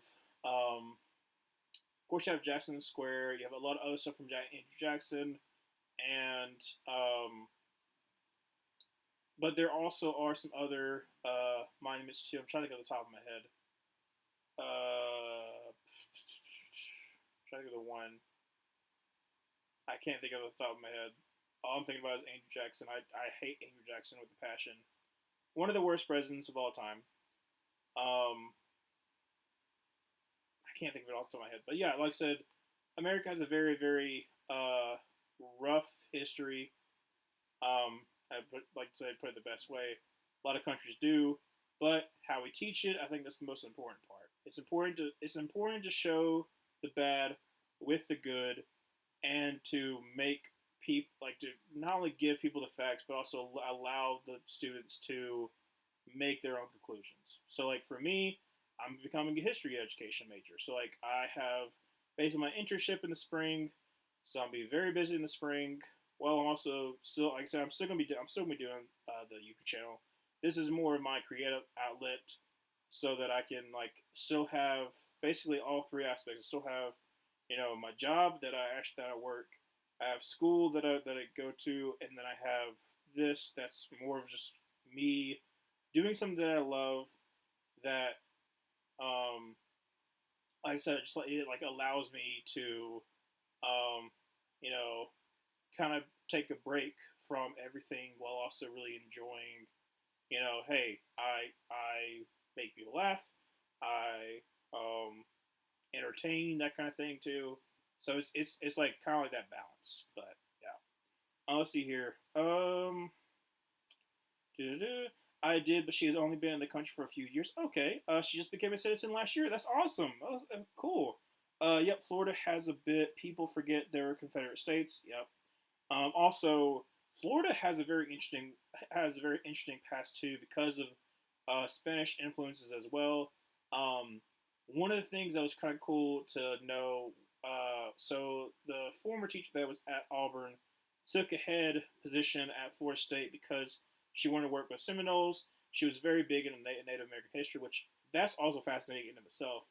But Seminoles, like if you look into the Seminoles, crazy history for them too, as far as just like how they formed, them fighting against the U.S. government as well, Spanish as well. Like it's really like I said, really really interesting history for Native American and speaking of Spanish, but also like Spanish history as well. I love some good Andrew Jackson hate. He was a terrible president and a person. Absolutely. Uh, Tear Trails, well, Trail of Tears, yes, absolutely. Andrew Jackson, major proponent for that one. Andrew Jackson, major proponent for Alabama as well. Like I said, talking about, I'm actually in the history of Alabama class, which something we don't talk about a lot, and I think a lot of people should really focus on their state's history because it's very fascinating how certain things gets how certain aspects that you have like a big picture. Like obviously Alabama, you're like, okay, civil rights. We know about civil rights. We know about slavery. We know about like this kind of thing, but we don't know the inner workings of like, okay, how do these things connect? The big picture. Because in like fourth grade, you take a Alabama history class, but like it's not that good. It's also in fourth grade, so most people don't remember it. But it's funny knowing some of the stuff that I already knew coming into the class, and then be able to pick them up, and I'm like, it makes so much more sense now. Like okay, that makes sense why this led to this and this led to this. But yeah, yes, I'm Spanish and Native American. Oh, that's cool, Dobie. Do you know like do you know let's see, if it's closer to Florida, I'm trying to think. I'm more knowing. You got let's see, Creek, Cherokee. I'm trying to visualize the main ones. Main ones in Alabama. It's easier to remember. I'm trying to think of the one that's closer to Lower Georgia, Florida. Of course, you got Seminoles. I also want to start with the A. They were unfortunately kind of wiped out though. Oh man, it's been about a year since I took that class where we kind of learned about especially the Maine and like in the Southeast Native American. Ah, shoot, I'm trying to remember. I feel bad I can't remember. That's awesome, dude. Like I said, know your history, but also be willing to listen to other people. Obviously, the history is out there. People have different interpretations of history, and sometimes you can understand their justification. Other times, it's definitely a little bit harder. Anyway, start with the game. Kickoff is going to be for a touchback, so it's going to be first down 10 for the 30-yard line. Giants start off with the ball. Yeah, I would like one of the things that I've thought about doing is like kind of practicing some of my lesson plans here too, like potential like have like a stream where like I do like Alabama history or I do like other kind of history that doesn't really get talked about. Because that's the reason why I started the basement series to begin with. I'll talk a little bit after this first play. First down, 10 from the 30-yard line. Daniel Jones under center with Tyron Tracy in the backfield. Going to be hand Tyron Tracy. He's going to try the right side and is going to be wrapped up for no gain. But the reason why I started the basement series to begin with was I had the idea back in 2018 when I was a senior, but I didn't have the confidence enough to really try script writing or anything like that. But I was like, there's so many like teams that are down in the dumps that no one talks about. And I was like, the Lions, the Browns, and all kinds of like no one really talks about them. They only really focus on the Cowboys and stuff like that. So that's where like I started with that idea, and then it kind of grew over time. First down 10, Daniel Jones in a shotgun formation with Tyron Tracy to his right. Going to be a hand Tyron Tracy who's going to try the middle of the field up to the 35, up to the 40, up to the 45, 50, all the way down to the 45-yard line of the Steelers. Goodness gracious, Tyron Tracy, great run. That was incredible. Like I said, let's see. Center gets him to the second level, able to wall off. I think that was Patrick Queen. And great run by Tyron Tracy. Like I said, just give him the ball. He's been doing a really great job. And yes, he's down before the ball goes out. I was making sure he was. So first down 10 for the 44-yard line. Daniel Jones under center with is that Tyron Tracy or is it? I think it's Tyron Tracy in the backfield. Two tight ends to the right. Going to drop back to pass and get pressure and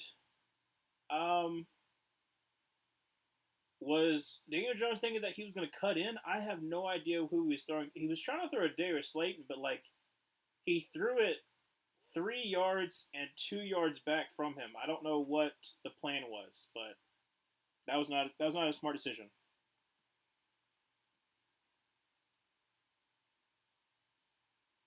Yeah, I don't like I said. I don't know who he's throwing to. Second down 10 from the 44-yard line. Daniel Jones in a shotgun formation with trips to the right.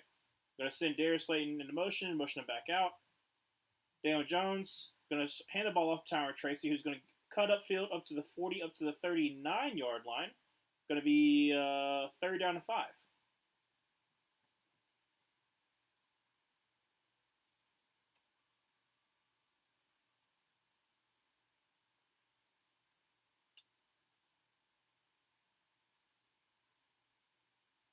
There we go. Third down and 5 from the 39-yard line. Daniel Jones in a shotgun formation with Tyrone Tracy to his left. Should be kind of a false start on the right tackle, but not going to call it. Caught by Malik Neighbors up to the 31-yard line. First down 10 for the Giants. They are moving the ball. 12:51 left to go this third quarter. First down 10.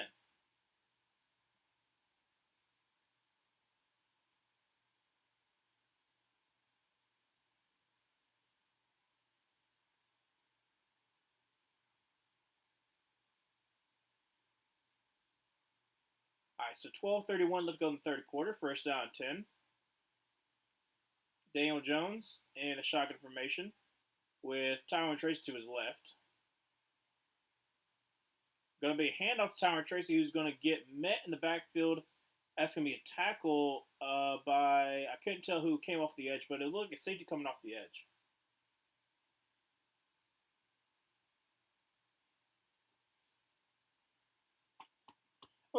Well, I'll be here, but I have friends that want to play games tonight. That makes sense. I enjoy doing the stream, whether it be people here or not. But like I said, I appreciate everyone who's here. Always do. But like I said, I get it. I wish I was able to stream on Thursday, but I had problems with my Streamlabs. But now I don't have any problems with it. I had to basically re-download it. Daniel Jones drops back to pass, getting immediate pressure from Alex Highsmith, and is going to try to escape, but is going to be wrapped up for a sack by T.J. Watt. Forces him basically to be a long field goal too. Third down. That's right, third down. That's third and long.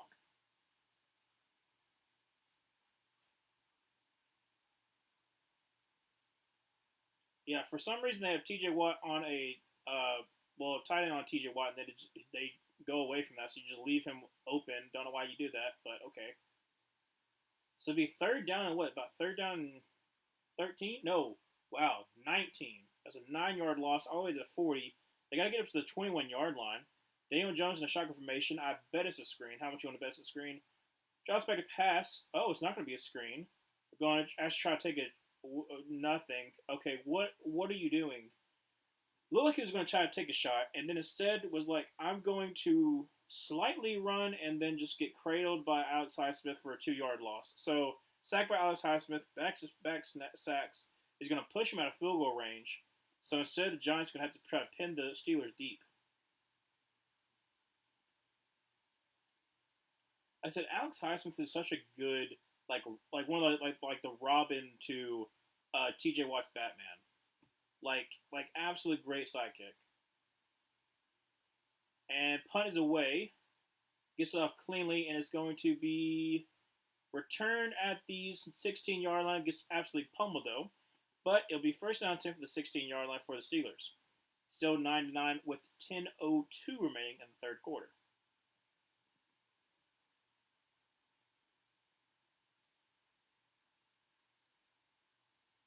Okay, so I'm trying to think of my score prediction. So my score prediction was 23-17. There was one person who had a score lower than mine. What was that score? I gotta look up the score. By the way, in case you're wondering, how my friends and I do pick'ems is obviously if you choose the correct person, if you choose the correct team. Oh, this is a new one. I haven't seen the Colt McCoy one. I didn't see the backup Colt McCoy one. That's interesting. I haven't seen that one yet. What was it? Oh, yeah, pick'ems. So, obviously, if you pick the right team, you get a point. But on Monday night games, especially when there's a doubleheader, you pick the right team, but you also have to do a score prediction. Now, whoever gets the closest score, you get 2 additional points. And if you get the exact score, which actually has happened 2 times last year, I think it happened 2 times the previous year as well, you get 2 additional points on top of the 2 points you already got, so you get 5 total points. And that keeps people in the game. It helps, if you're if you missed a week, or if you missed a good chunk of games, you had a really bad week, you can always work your way back in, especially once it gets to playoffs where points double. You have to do a score prediction for every single game. It's one of those things where it's very fun for a friend group. I employ people to do it more.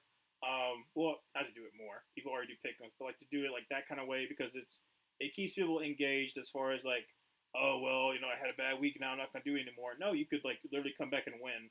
Um, we did have one of the friends last year made a pretty good comeback.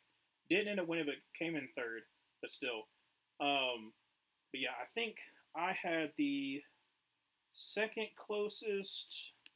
See, I had 23. Okay, so I had 23-17. The the lowest right now is 21-14, which I really don't want him to win because he's only 2 points below me. So I don't want him to tie with me.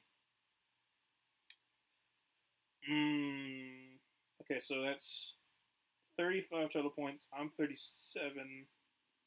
No, I'm 40. Okay, so I need some more. I need some more points to be happening right now.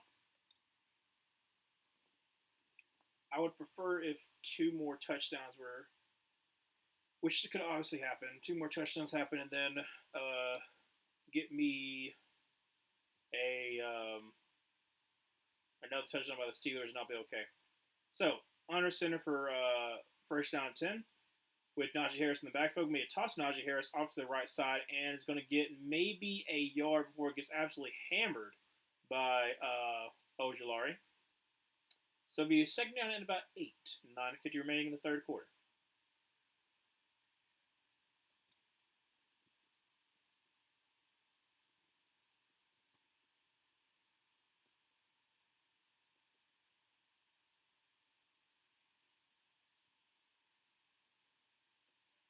All right, so from the 18-yard line, Russell Wilson in the shotgun formation with Najee Harris to his left. Bunch to the left. Going to be a handoff to Najee Harris, who's going to try the right side and is going to be swallowed up by Dexter Lawrence, maybe even a loss of 1. So it'll be third down and about 9. Like I said, Giants defensive line is getting some pressure on this very young Steelers offensive line. And earlier they were just able to establish a run game. Hasn't been that way in the second half though. So that was a great lead by Najee Harris. He's talented enough to really do well. It's just he hasn't really hit his stride. I mean, I'll say this: the last 3 weeks, including this week, has been doing pretty decently, but he could do even better. And they're going to call a neutral zone infraction because if they do jump and the offensive line reacts, they're going to call a neutral zone infraction. That's going to make it a little bit more easier. Wait, really? They called a false start. He crossed the line though. Okay, well, all right. Let me check and see, because I'm pretty sure it. Yeah, so 94 crossed the line. He touched him. That's it. What are you doing? That is literally no. That's literally a okay. Well, they didn't call it, I guess. Please, Steelers get only one TD and either miss an extra point or go for 2. Because like how much do you need Chris Boswell not to get? Going to be basically checked down to Freiermuth, who's going to get up to the 20-yard line. Unfortunately, it's going to be a punt. Yeah. So Peter Griffin, how much? Let's see. So you only okay. So you don't need him to score any more points. So that means you are like don't need him to get like a point and a half for the rest of the game. It could happen, but it would be interesting if that happened. I don't. Punt is away. Going to be returned at about the 24-yard line. Try to sidestep and only going to get about a yard or 2. Great coverage by the Steelers there. First down 10 for the Giants. 7:35 to go in the third quarter. Are we going to TV timeout? I think we are, but we're not. Yes, we are. Okay, there we go. Okay, theoretically, let's just say that they do. Let's say that they can go for 2. He can get a max of 2.5 points in order for me to win. More than that, and I lose. Okay. All right. All right. Let's plan this out.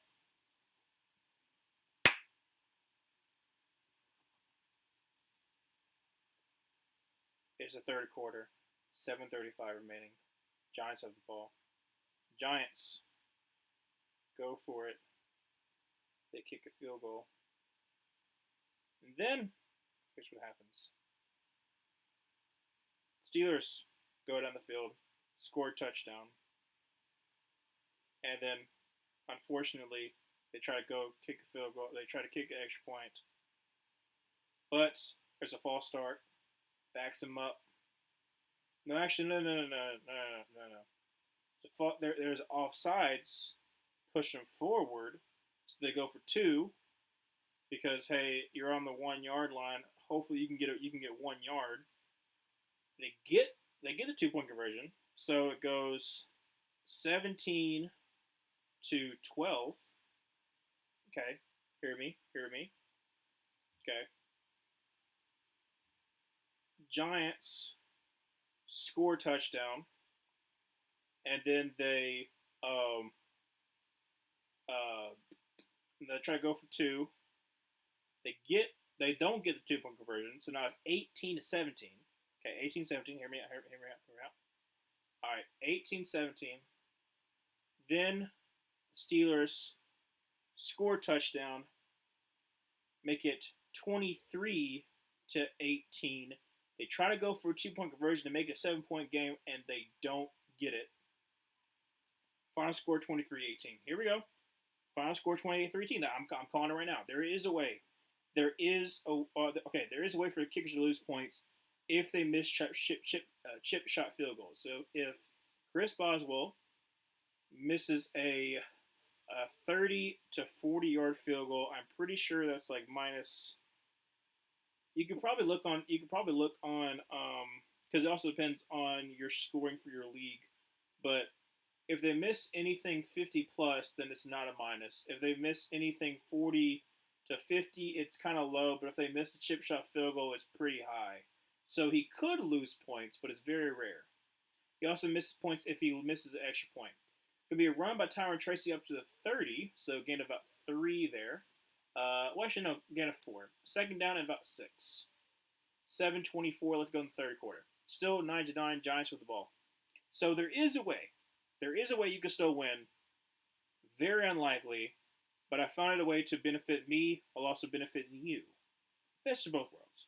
So, second down 6, 7:07. Let's go in the third quarter. Daniel Jones in a shotgun formation with Tyrone Tracy to his left now. No, Devin Singletary to his left. Going to be Devin Singletary. He's going to try the right side, and there is a flag at the line of scrimmage. That usually means there's probably going to be either a illegal formation or illegal shift. Let's see what happens. Legal shift. Yep. Unfortunately, illegal shift on Darius Slayton. So back him up a little bit more.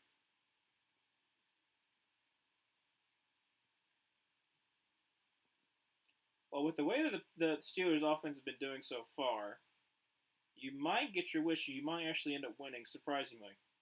After a great first half of offensive, not really, I guess, firepower, but just like, being able to move down the field, they haven't really been able to do anything. So, second down and 11 from the 25-yard line. Daniel Jones in a shotgun formation. And drops back a pass. And I guess there was a timeout called because, they called delay game. Wow, that was quick. That was a quick delay game because usually they give about half a second, but they did it as soon as it hit 0. Okay. Also, Dodgers lead Yankees 4-0 at the bottom of the 6th, so they could go 3-0. Goodness gracious. That's got to be embarrassing for the Yankees. Now, obviously, they're still, 3 more innings to go, but still, look at that. 7 for 40, 3 for 35. Goodness gracious, there's a lot of penalties. The refs need to have a conference or something like that. Second and 16 from the 20. Daniel Jones drops for the pass. Is getting pressured and is going to be swallowed up by Alex Highsmith for his, what is it, second or third sack of the game? All the way down to like the 12? Not the 12. I think it was a 12-yard line. It was like a 3-yard loss. Like, third and forever. Goodness gracious. See, he was at the 20.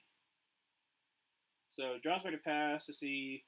I'll give it the 13, maybe the 14-yard line. But Alex Highsmith coming in clutch, going against really, really terrible left. Oh my gosh, gets beat off as soon as the ball snapped. Third down and 22. Going to be a draw to Tyler Tracy. Gets like maybe 3 yards, nothing there. Going to put this ball away. Goodness gracious, that is atrocious, absolutely atrocious. So 9-9, 5:17 left to go in the third quarter. Going to have to punt this ball away because defenses are taking over the second half.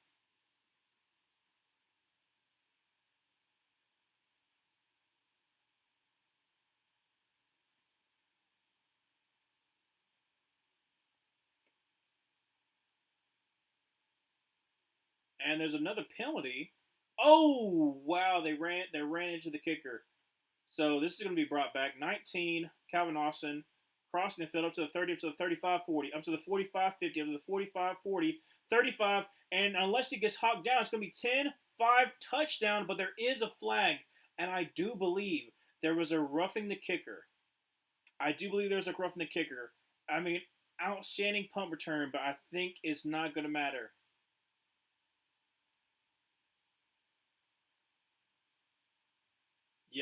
Yep, I think it's a penalty on the Steelers, or it's offsetting penalty, one of the two. Illegal formation, and then also roughing the kicker. Oh, so they don't get roughing the kicker. They ran to his plant leg. All right, well they didn't call it. So 73-yard touchdown for Calvin Austin. Good. I mean, there you go. Like I said, he really ran to the punter's plant leg. So I don't know how that didn't get called, but Calvin Austin running all across the field, cutting back, weaving his way, and is able to give the Steelers a spark in the second half. Chris Boswell on for the extra point. Kick is up, and kick is right down the middle. 16-9 for the Steelers, unfortunately. Peter, it's not looking good. You got an extra point, so he can get a max of 2.5 in ports. And so with that extra point, I think it's like, what, one more point? And then he beats you? I think that's it. No, it's not a two. Yeah, it's not a 2-point conversion, unfortunately. And honestly, they're probably not going to do a 2-point conversion for the next one either. This was the opportunity. He can't score again, or I lose. Okay, all right. Let's hope for that. He can't score again. Okay, all right. So different scenario. 16-9. Okay. Giants go down and score with 157 remaining, and they're like, "Hey, we're gonna go for two, baby. We're going for the win." So they score, make it 17-16 with, like I said, 157 remaining, and then Steelers matriculate on down the field, and then they score a game-winning touchdown. Don't kick the extra point because they already won. There you go.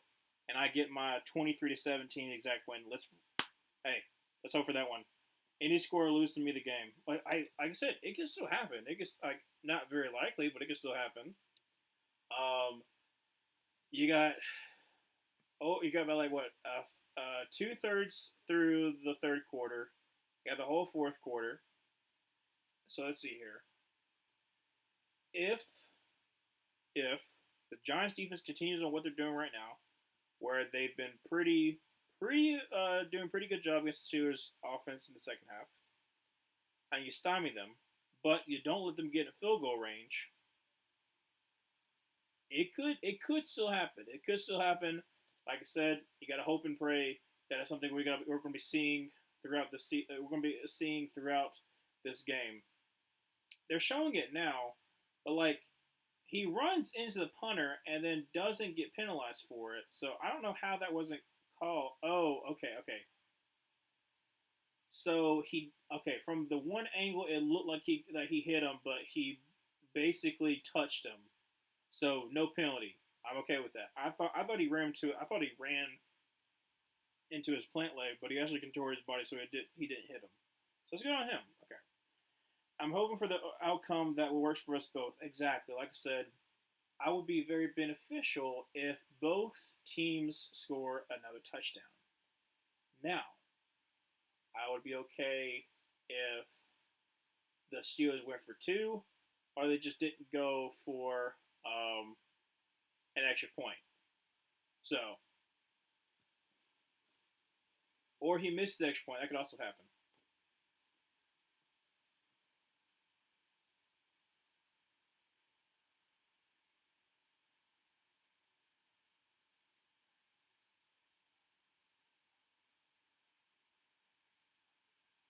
All right. So, going to be first down 10 for the Giants.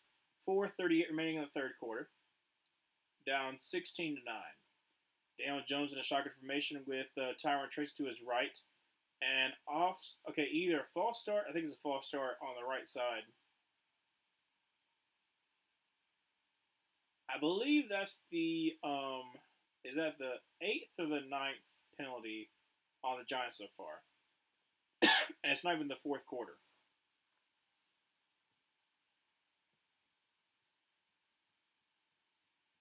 All right, first 15 from the 25-yard line.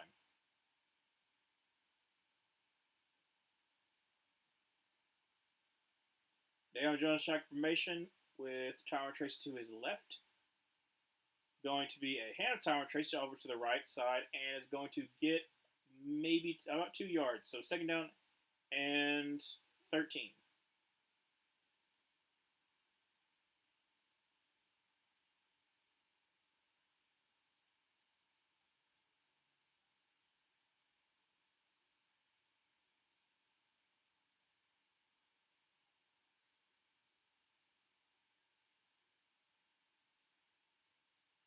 All right, and we're back.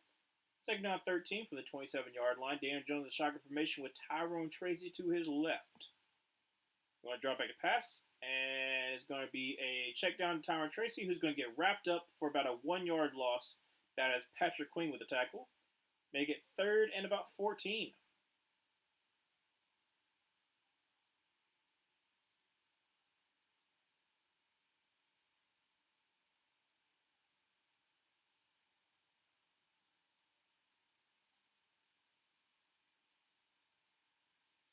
All right, all important third down.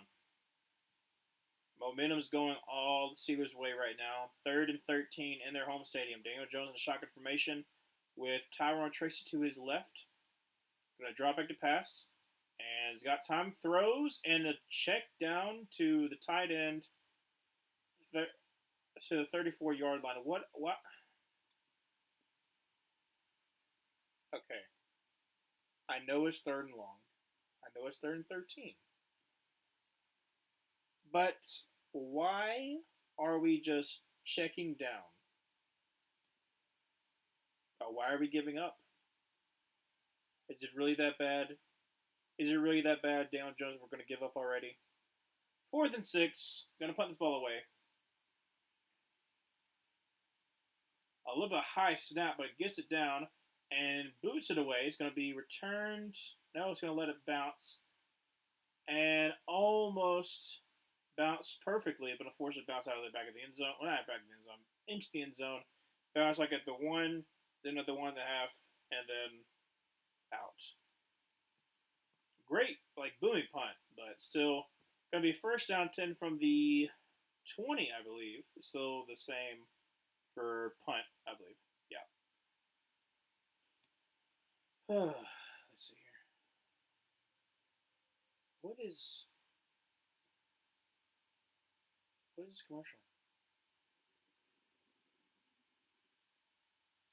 Is that Simone Biles? What What?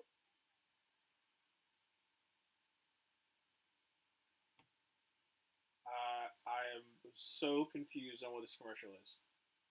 Oh, it's Netflix. Okay, I was like Simone Biles, Giancarlo. I try to remember his name. The one who was Gus on Breaking Bad, which I haven't actually seen Breaking Bad. I haven't seen Breaking Bad or Better Call Saul. They're on my watch list. I am not a TV show watcher because here's the thing: if I do watch a TV show, I am going to binge watch that show until I am done. So I have to have like a weekend off so I can just watch the show in one sitting because I don't like cliffhangers and I'm like I want to watch it so I'm gonna watch all the way through. Like I've watched shows like that are like 6 seasons in like a weekend and just like crank it out.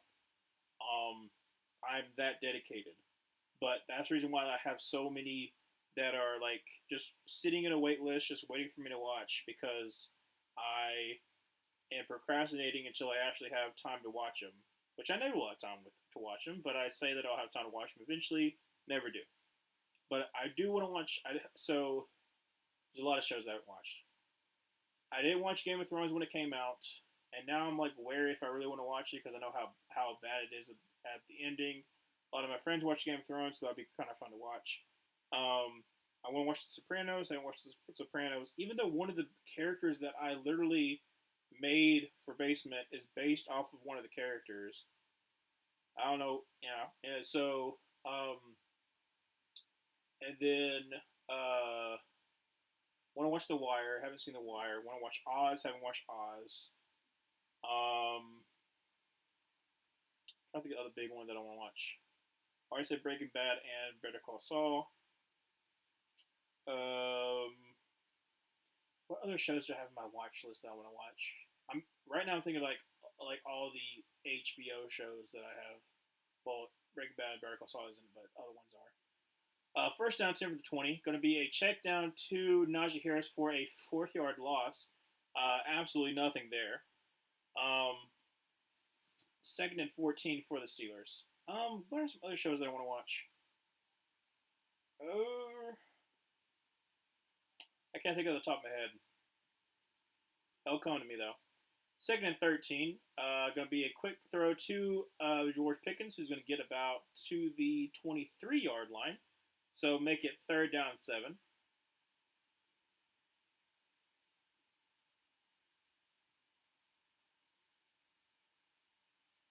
All right, so third down and 7 for the 23-yard line.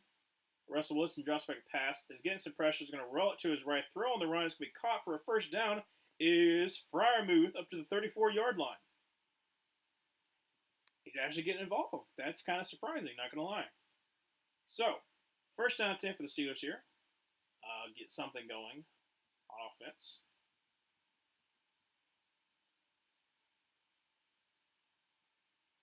All right, first down 10 for the 33.5-yard line.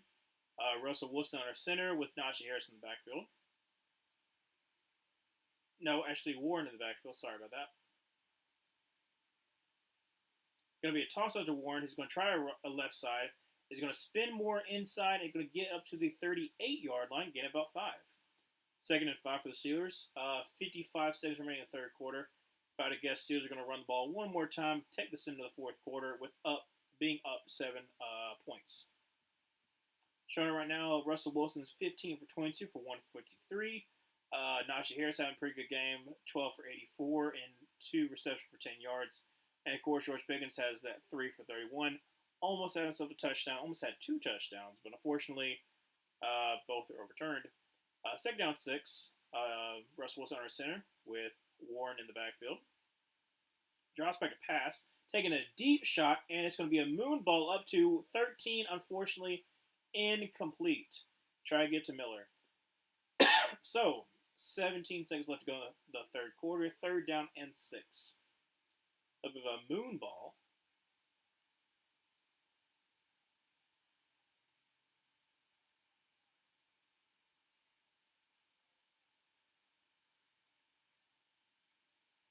Hold on a second. Is that Scotty Miller? Is he on the Steelers?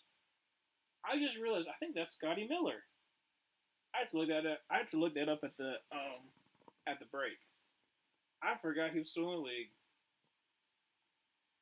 Uh, don't know what happened there, but still, 17 seconds remaining. I guess they had to get a ball or something like that.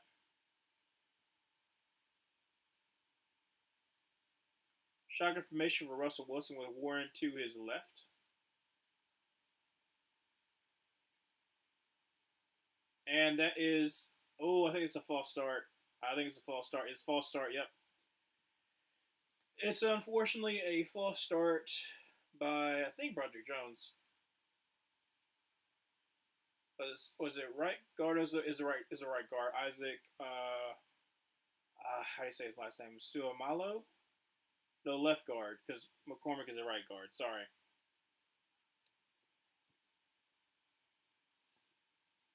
So, third and 11, 17 seconds remaining from the 33-yard line. Russell Wilson in empty set. Drops back a pass and is going to sail it for, oh my gosh, Van Jefferson, great catch. Not the best throw, but great catch by Van Jefferson there. Basically kind of bad defense. 2 seconds remaining and 1-0 into the third quarter. Great momentum for the Steelers. Just a thumbs up to Mike Tomlin there. Great momentum for the Steelers here. You're up by 7. You're in Giants territory now. Let's see. Do you get both feet in? Yes, absolutely. And secure the catch. So, 16-9 going into the fourth quarter. Steelers are moving the ball.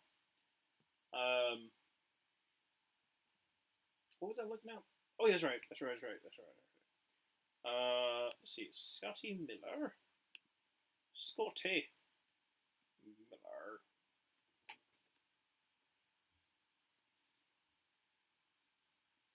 Yes, he is. He is 27 years old, and he is on the Steelers. That is wild.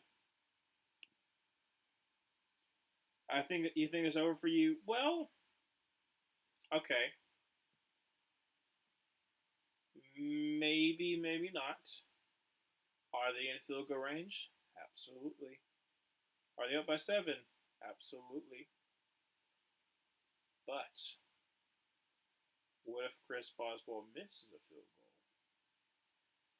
goal? 47-yarder, kind of a weird angle. It could happen. Now, would it be enough of a miss that it would be very beneficial for you? No. But then you could allow for an extra point. Because that's ultimately what you need to make sure you're good at. If you're rooting against a field goal, that's gonna be kind of hard. But if you're rooting for a touchdown, that's easier to root for because you're like, hey, it's pretty easy to get, and the extra point's not as much. So what you need to root for is Chris Boswell to miss a field goal. That's all you got to root for, honestly. Or even more embarrassing, if he misses an extra point. Like I said, that's not probably gonna happen, but still could. So anything within 60 is within Boswell's range. Absolutely. But there's always misses. No one's perfect. You know? Is he pretty close to being perfect? Absolutely. But, no one is technically perfect. So you never know. Never know. A TD would mean an extra point, and a stop would mean a field goal. Unless the Steelers want to go up by 15. Or, hear me out. Russell Wilson gets sacked twice. Punt the ball away. Just saying. Could happen. You never know. Now, it's possible, but is it realistic? No. But it could happen. Because Russell Wilson could hold on to the ball. Giants have a good defense. They have a good defensive line. So they could apply pressure. But let's see here. Okay, so it is first down and 10 from the 31-yard line. Russell Wilson's on our center. Going to be a handoff to Najee Harris. He's going to try the right side and get up. Ooh, sorry about that. To the 27-yard line, 4-yard gain. Second down and 6. There is a flag. Holding on the offense. Going to back up even more. So, hey, we're pushing it back. Peter still have a shot. You still have a shot. Holding on Mason McCormick. Going to make it first down and Depends on where it happened at. Probably first and 15. See here. Mason McCormick with the nice neck roll. Oh, absolutely. Absolutely. What are you doing, Mason? Wait, I just checked my league. Extra points are worth 1 point. Steelers, TD, incoming. There we go. Okay, so like, yeah, because mine's 1.5. So if it's only one, then maybe gonna be a handoff. No, actually gonna be a carry by Russell Wilson. Is gonna slide. Oh. Russell, you had so much more. Okay, I understand you're protecting yourself, but goodness gracious, you have so much more room to run. All right. Okay. So Peter, are you down by 1.5? Or are you down by 1? Because if you're down by 1, then yes, absolutely, Steelers TD. Going to be a dump it off to Najee Harris, who's mix and man miss up to the 30, gets a wallop to the 29-yard line though. So it's going to be third down for the Steelers. 13:55 left to go in the fourth quarter, up by 7. All right, so third down and 8. If it's 4th and 2, I would go for him. You're up by 7. Yeah, you could go up by 2 scores, but you want to go for that touchdown, baby. All right. Russell Wilson in a shotgun formation with Jaylen Warren to his right. Got to send Freiermuth into motion. Help out the left tackle. And Russell Wilson is going to throw for the end zone, and it's going to be for a touchdown to Calvin Austin, his second of the day. Touchdown for Shields. Let's freaking go, Peter. Let's freaking go, Peter. Okay. 22-9. Steelers kick an extra point. Only up by 1.28. Oh my gosh. All right, so this extra point means he literally can't get anything else. Okay, that's fine. All right, hey, we got a touchdown, Peter. We got a touchdown. That is crazy. If okay, Peter, if you end up winning by 0.28, congrats, man. I mean, honestly, kick is up and kick is right down the middle. Make that 23-9, 13-16 to go in the fourth quarter. That's crazy. That's a moon ball right in the hands of Calvin Austin, who's having a great game. And Steelers are up 23-9, 13-16 remaining. Oh wow. Okay, Russell Wilson missed that up initially. If it's COVID, Paxlovid.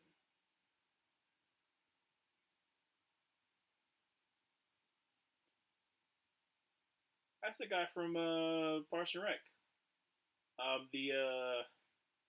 What's his name? Councilman. Not Hauser. Not Milton.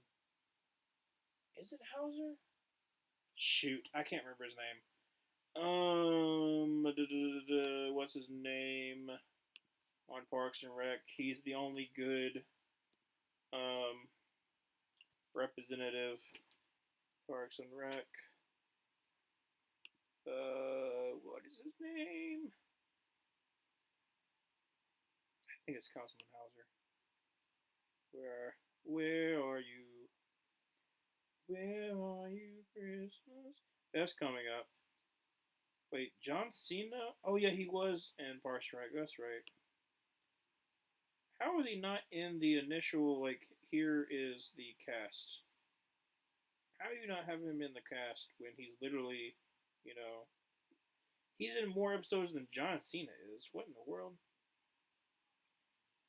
Okay. All cast and crew. Please help me out here. Okay, there is.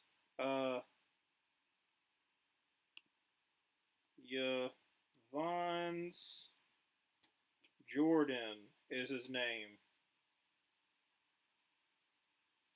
I went to Rutgers University. Good on him. Parks and Rec, astronaut, farmer, not much else. He was in the Criminal Minds Beyond Borders. Interesting. I watched that. I'm pretty good with faces. Pretty sneaky good with faces, especially with actors. Please, Chris, don't score. I can't lose to the 1-6 guy who hasn't changed the lineup all season. Oh wow, no, you can't lose then. Wait. Hold on a second. He hasn't changed his lineup all season. Okay? Peter Griffin, what is your score? What is your fantasy score right now that you're only winning by 0.28? Because if it's luck that he hasn't changed his team all season, but he's just having like a really good um if he's having just like a really good game, then that makes sense. But if it's like below 100, I still hope you win, but still.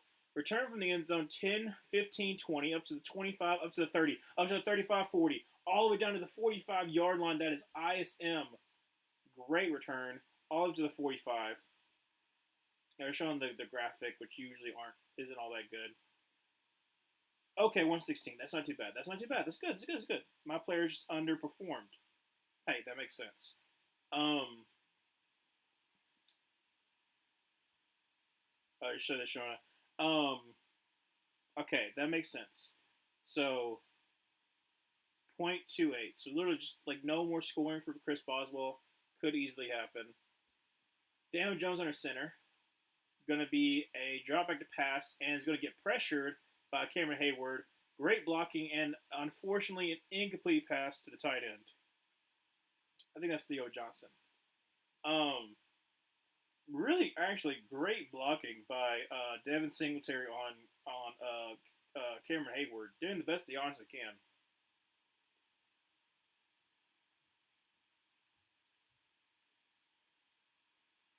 Yeah, I didn't have the best fantasy week either, but I won. Um, Jordan Mason didn't have the best game, and who else didn't have the best game? There's no person didn't have the best game. Daniel Jones drops me to pass. Has got some time, and just going to check it down to Tyron Tracy, who is going to get up to the 49-yard line, gain about 4. So it's going to be 3rd down 6 from the 49-yard line of the Giants. I just joined a random league. Okay, ESPN, since most of my friends don't like football. Oh, that's unfortunate. Yeah, fantasy is fun. Just don't take it too seriously, because some people take it way too seriously. But it is still like a fun little, thing to do. So most people just join, make one lineup, and don't check again. I only have 2 leagues. Technically I have a dynasty league, but I only make like 1 or 2 fantasy teams, so I can like actually keep up with it. Daniel Jones drops back to pass, is getting immediate pressure by T.J. Watt, who's going to throw to Neighbors, who's going to get the first down, I believe, but there is a flag. It was a 7-yard gain, but I think it's going to be a hold on the right tackle. Yes, it is.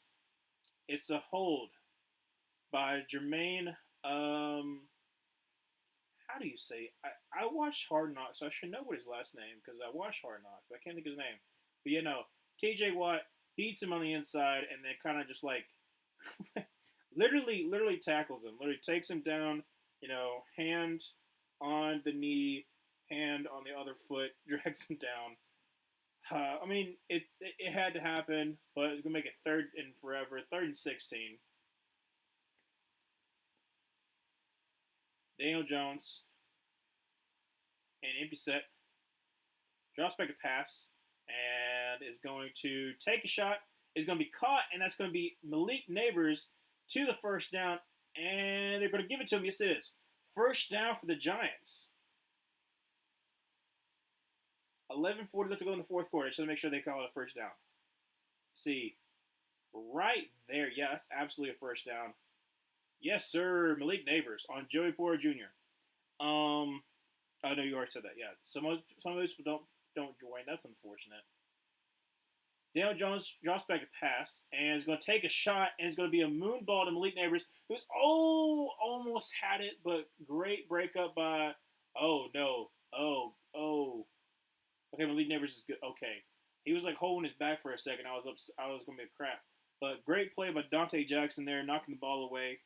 But literally, sails it for Malik Neighbors. Almost comes down with the ball. Oh no, he just dropped it. Never mind. I gave Dr. Jackson too much credit. So 2nd down and 10 from the 45. Daniel Jones in a shotgun formation. Drops back to pass, hands the ball off to Tyron Tracy, who's going to get to the 40, up to 35-30, 25-20, 15, 10, 5, and a touchdown for the Giants. Wow. 11:07 to go in the fourth quarter, and the Giants just scored their second touchdown of the day to make it with the extra point, will make it a 7-point game. Go for two. Go for two, please. Go for two. I mean, you might as well.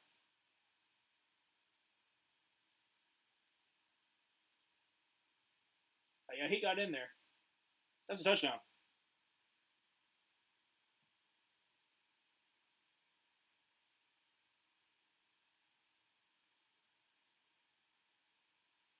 Ooh, I should have been a hold on the left tackle there.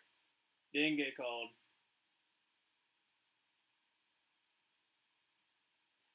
Are they going for two? They're going for two. Oh my gosh, go for two. Yes, sir. Yes, sir. Yes, sir.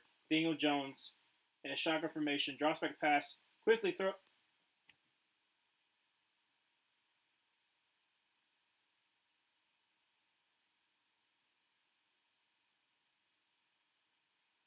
There's a good pass. You gave up my hopes. You gave up my hopes of getting a perfect score. Oh, man.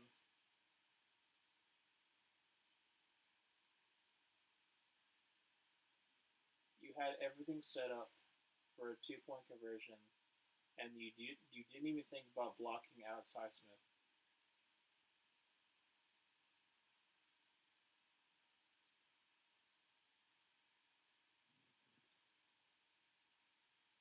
I am very disappointed with you. Dude, I was so close. Well, with that score, I do believe I have the closest score. Let's see. 38 points. Yeah, no, I have the closest score because the other person was. Let's see here. Let me just double check and make sure that I'm not lying. Let's see.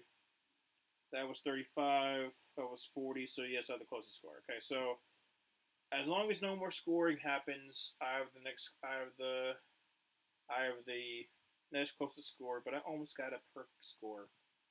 Oh, that would have been okay. If I lose fantasy, I want to see Giants win just to see my one friend who does like football, who's a Steelers fan, be sad tomorrow. Well, that's kind of petty, but that's kind of funny. It would be a Steelers. Well, not really. Wouldn't be a Steelers thing to do to lose to the Giants. Not gonna lie, that would be the other way around. I don't know. But it would be interesting if the Steelers did lose, because if the Steelers won, then I think they'd be the top of the division because the Ravens lost, right? Right, because they would be six. Well, they'd be 6-2 or 5-2. Did they have a? I think they'll be 6-2 because they're 5-2 right now. So they'd be 6-2. I think the Ravens are 5-3. So yeah, they would be in the lead of the division. So okay, so you could no, because I still want to win. So I still want the Steelers to win. That's me personally, but it would be fun for your. It wouldn't be fun for your friend. It'd be fun for you. That's for sure.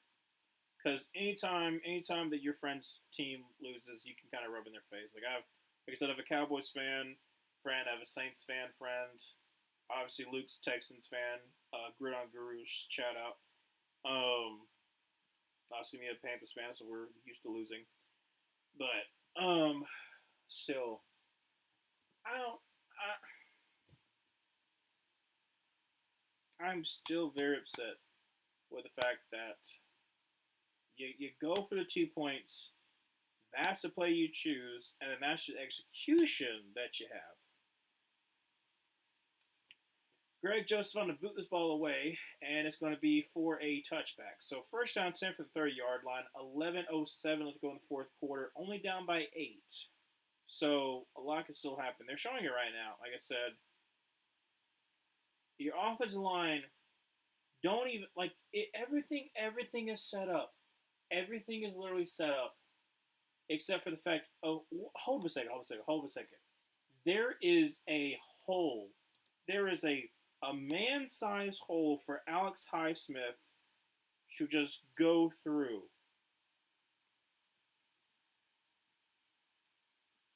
First down 10 to the 30-yard line. I formation. Oh my gosh. Going to be handed to Najee Harris. He's going to cut back to the right and going to get up to the 35 before getting corralled down to the 36. Tell your Saints fan friend that the Dirty Birds are winning the South. Oh, I already told him. He said he's getting up on the season so far.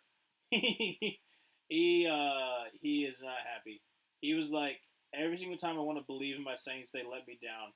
So yeah, no, the Falcons should win. I predicted they would win. It's going to be between them and the Buccaneers. They split the Buccaneers, so more like it's going to be them. Unless a free fall happens, they should win. The Buccaneers will be pushing for a playoff spot, but still. Going to be a PA boot. Going to throw out to Van Jefferson, who's going to get up to about the 47. Depends on where they mark him out, but it's a first down and 10 for the Steelers. Clock is running. 10:21 left to go in the fourth quarter. Then when I was like slow in getting that one out. You know, oh, here we go. It would be a very Steelers thing to do to lose the Giants that lost back-to-back games. Patriots, that's right. Patriots and Cardinals last year when they were both 2-10. That's right. I don't know why I didn't think about that. Because it literally could have been, it could have easily been like 12-5. Moonball for, oh my gosh. George Pickens, great throw by Russell Wilson, all the way down to first and goal at about the 5. Well, crap, I don't need that. Okay. Let me think. Now I actually need a field goal. Well, crap, dad freaking gummit. Okay, so, now they mark him down at the 10. So it's first and goal from the 10. 9:20 left to go in the fourth quarter. I'm sorry, Peter, you're going to lose. I'm sorry, Peter, but you're going to lose. Russell Wilson in a shotgun formation. Going to be handoff to Najee Harris. He's going to get up to the 5-yard line. Second and goal from the 5. Yeah, no, like great throw by George Pickens, able to get down with 2 defenders all over him. Russell Wilson is cooking right now. I'm not gonna lie.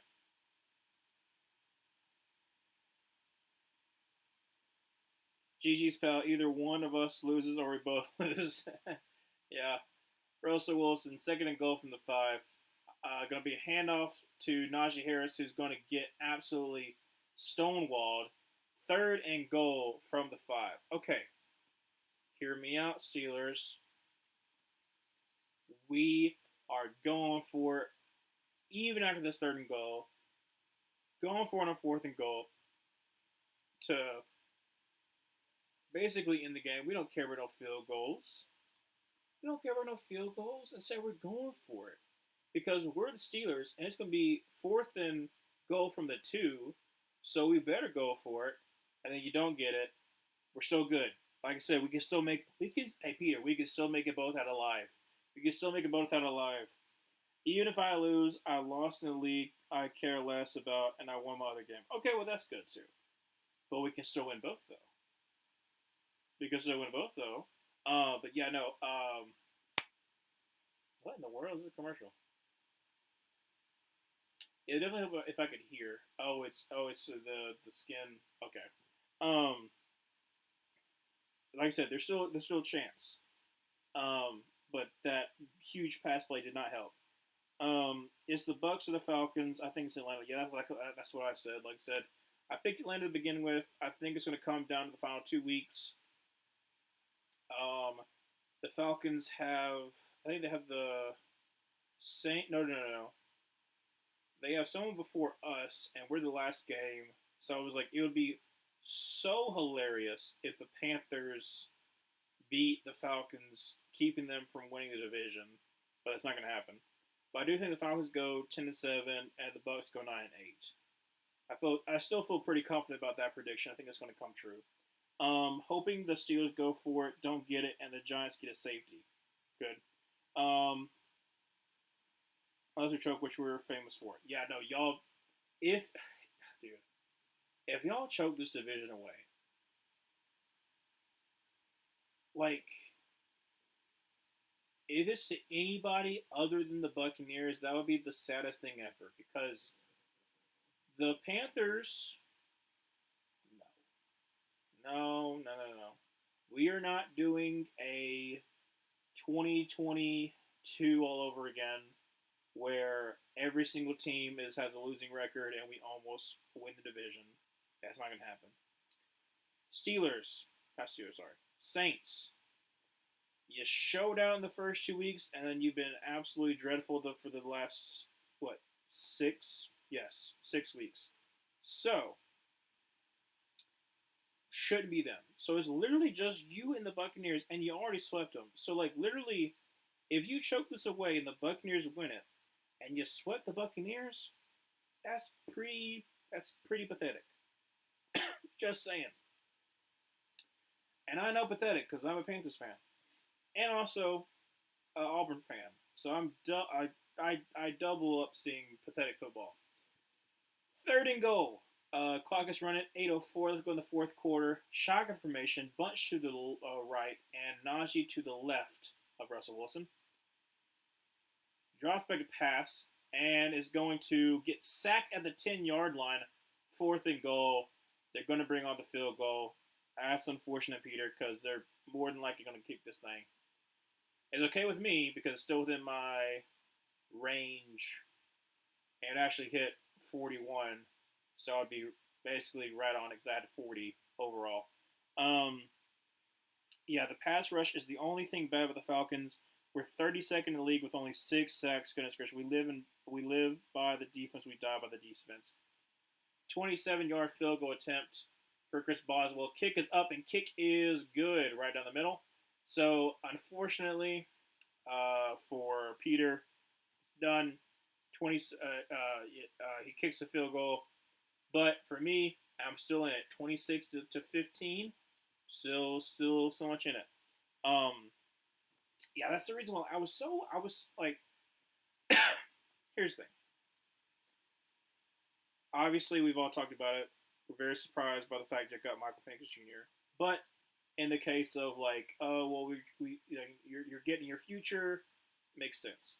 But for right now, you desperately need pass rusher, and you didn't get one. You could have easily got Jared Verse, and Jared Verse has been having a great year for the Rams, and definitely would have helped your defense.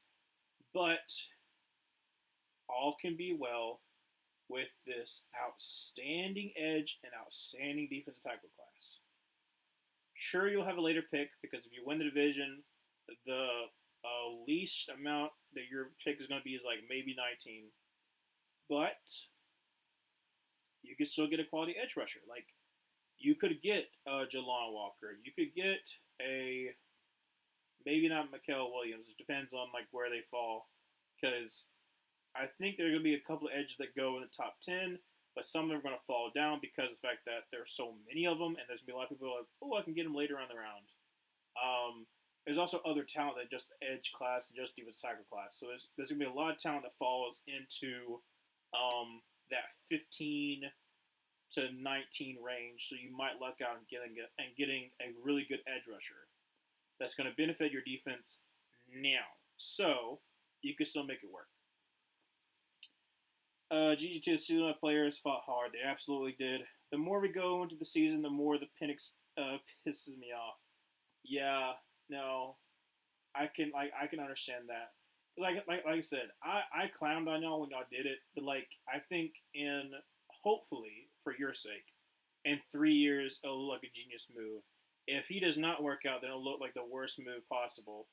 And it's going to be dropped by Tyron Tracy, unfortunately. So it's going to be second down 10, 7-11 left to go in the fourth quarter. Always open from the 30. But yeah, no, it's actually one of my best, the best shorts that Luke and I did of the stream. Like I said, we streamed the draft. That's going to try to be a what's the word I'm looking for? That's going to try to be a tradition, and because Luke likes to look at his phone. It's like see like when before it's announced like the picks, and he was surprised by it. And he was like, "You're never gonna guess what happens," and I was like, "I definitely don't." Daniel Jones is gonna hand the ball off to Tyron Trace. Is gonna try the left side and get maybe two. So we third down 8 with about 7 minutes left to go in the fourth quarter. Like I said, I questioned it to begin with. Then I rationalized it, and then now I'm still on the yeah, you can kind of get it, but it's still dumb. Still very, very dumb. Third down 8. Daniel Jones drops for the pass. Is going to throw across the middle. It's going to be two. Is that Darius Slayton? Yes, it is. All the way to the 50-yard line. So first down 10. Still down by 11, but still you got all 3 timeouts. It's 6:30 left. You got plenty of time. You just got to score here. Now, do I want you to score? Absolutely not. But you still could. If anything, I want Daniel Jones to throw an interception here. It's going to be handoff Tyron Tracy, who gets up to the 40, up to the 35, up to the 33-yard line. Okay. Please get a turnover there, Giants. See here. I kind of want to trade Penix and either no, you're not going to get that. I either want to trade Penix and either 1 or 2 first to either the Browns or Panthers for their star pass rusher. That's not going to happen, unfortunately. Check down to Wan'Dale Robinson, whose mix man miss, gets to the 30-yard line, gain of 3 yards.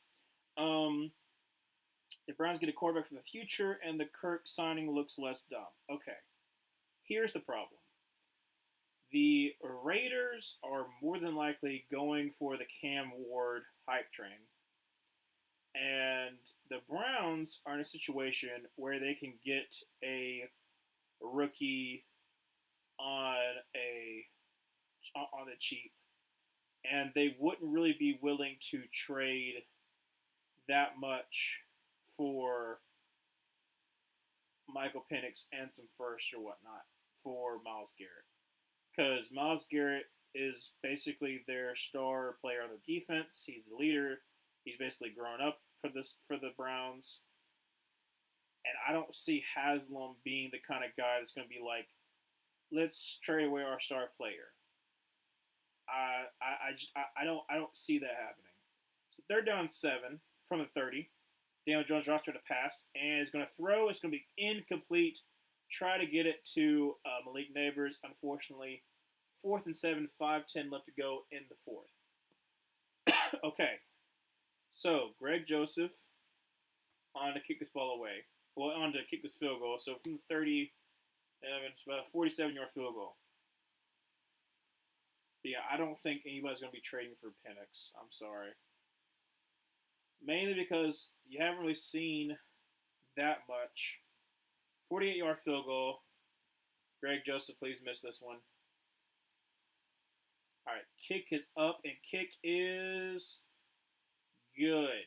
All right, so 26-18. That is 44. Ah, crap. Did I just lose it? I think I might just lose it to the one that I don't need to win it. Okay, so I am at 40. He is at 48.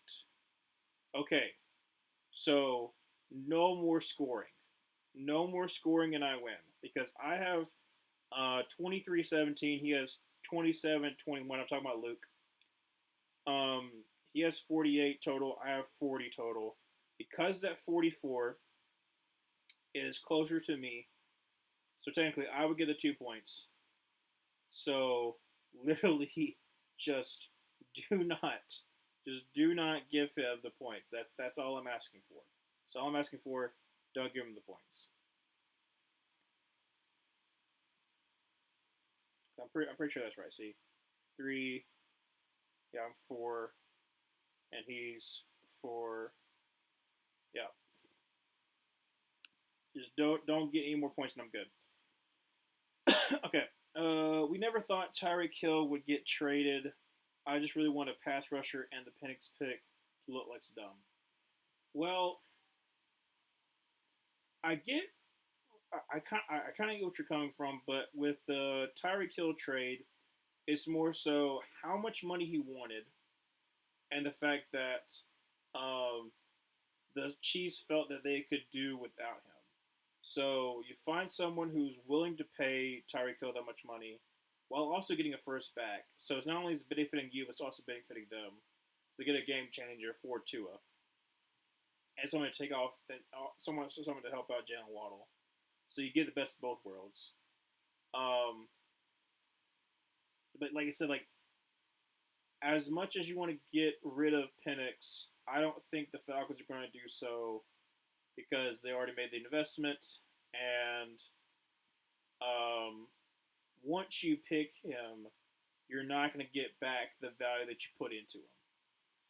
So you, like I said, you have to give up even more first. So let's say you do. Let's say you do. Let's say Penix at first and a 2026 second for Myles Garrett. So you're able to get Myles Garrett, so it helps you out. But Myles Garrett is coming up on 29. Yes, I can. Yeah, you're very delusional. I can tell. Yeah, Myles Garrett is coming up on his 29th year, I believe.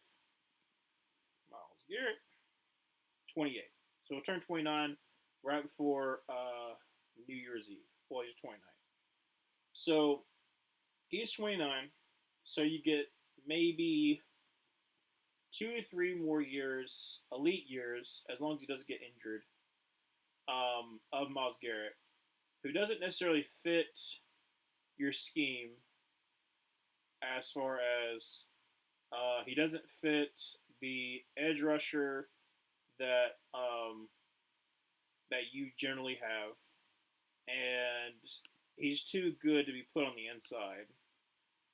So that's where I was saying it doesn't really, it wouldn't really make sense. Now, T.J. Watt, that's the kind of pass rusher you need. A person that you would have gotten in Jared Verse, exactly the kind of pass rusher that you would have gotten. He ended up going to the Rams, which is a very similar scheme to what he runs, which is the reason why I really thought that y'all were going to get Jared Verse, and I was going to be very upset, and then you didn't. First down 10 for the 30-yard line. Under center is going to be handoff to Najee Harris, who's going to get up to about the 34. So gain about 4, make it second down 6 for 53 left to go in the fourth quarter. So I'm not saying that it's impossible for you to trade away, but it would be, I'll say after the next play. Second down 7, drops back a pass, is getting pressure. Russell Wilson is going to skate the pocket, is going to fumble. Oh, I think he was down, though. Was he down? Was he down? They let it play on, but oh my gosh, was he down? Please tell me he was down. 4:30 remain in the fourth quarter. Oh my gosh, please no. Please no. He's up, he's up, he's up. Ball is out before he go. Oh my gosh. Well, so the Giants have the ball. All I wanted was a win. I'm still in the lead, but I prefer to be in the lead and not lose it in this last game. Okay, so 4:30 remaining. First down 10. Let's get back into this game. Then I'll talk a little bit more about the Penix situation. Made me very upset. First down 10 from the where are they even at? The ref is discussing something. Okay. Oh, so they marked it to 4:34. Okay, so from the 37-yard line, first down 10. Daniel Jones in the empty set, drops back to pass, and is going to quickly throw out to Malik Nabers, who is going to get up to the 30 and get close to the first down. I think it's going to be a gain of about 9. Yep. So he's second down and 1 for 28 remaining in the fourth. Yeah, they're talking about how he's down. Okay. So your Falcons are already an older team. Yep, the defense is very old, like 30-year-olds on average. The team is already veterans. We should truly go all in. Okay. I'm willing to live through bad football if that means just even one Falcons Super Bowl. Yeah, yeah. First down. Not first down. Now it's the first down. Up to the 22-yard line. First down 10 for the Giants. Um, I like I said, I can see it because AJ Terrell is in his 20s. Oh, 26, 27. I think he's the same as age as Jair Alexander. So around that age. Grady Jarrett is 30. Of course, Jesse Bates is really star, but he's really good. And then he's also older. Well, he's getting up there in age. He's like 28. Justin Simmons about 31. He's a 1 year rental. So your linebackers are young, so hopefully they develop. But if you were able to get someone like that, then that makes sense. But like I said, I don't see your I just don't see your general manager doing that. It'll be fun, but I don't think your general manager's gonna be doing that. And then what's the other word I'm looking for? And I think that you really could basically kind of what I hope the Panthers do. You could really do that to your defensive line with your first two picks because the defensive line class is so deep. Second down 8 from the 25. Daniel Jones is scrambling around. Is going to be tripped up from behind by T.J. Watt for a 1 yard gain. Third down and 7. 3:27 remaining in the fourth quarter. But yeah, no, like if the Falcons ever won a Super Bowl, I could understand that. Like, you're like you at least have that 1 year that you can always look back on. But you also don't want to be in a situation where you kind of screw yourself over for the next couple of years. Daniel Jones drops back to pass and is getting pressure and the fumble and it's recovered. A forced fumble sack by T.J. Watt recovered with 2:59 remaining in the fourth quarter. T.J. Watt almost just saved me. Thank you so much. Pittsburgh Steelers, please run out this clock. Run it out. Run it out. That was, oh man, for the Giants, you feel terrible. You feel gut. I mean, you had a shot. You really had a shot.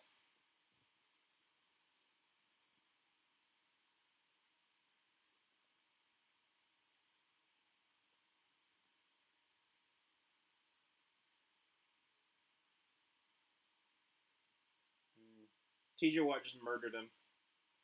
Absolutely murdered him.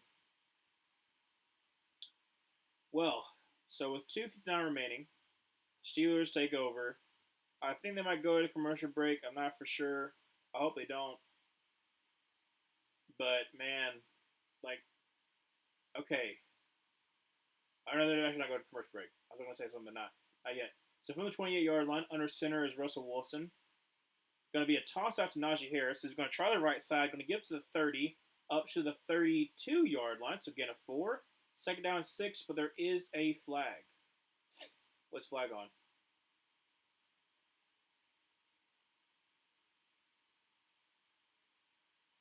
Oh, holding on the defense is a first down. Good luck on hopefully your win. Yes, that's what I'm saying. As long as no more scoring, I'm good. Like I said, I need a little separation from the rest of the pack because right now I'm 1 point ahead of Luke, and then 2 points ahead of the next guy. So I'm like, I need some. Oh, Tyron Tracy is kind of walking off the field. I think he must be a little injured. First down 10 from the 37-yard line. Going to be handed to Najee Harris. He's going to try the right, or really the middle. Going to get up to the 44-yard line. Going to be third down and 3. Yeah, I'm very happy with that. TJ Watt, thank you so much. You're the best. I mean, no, I don't have to tell you that. You already know that. Honestly, I know it's been talked about to death, but can we just talk about the fact that the Cowboys could have had TJ Watt, but they took Taco Charlton? I know it's talked about, but like it's still wild to me that you could have had T.J. Watt and J.J. Watt in Texas at the same exact time, but no, you decided to take Taco Charlton from Michigan.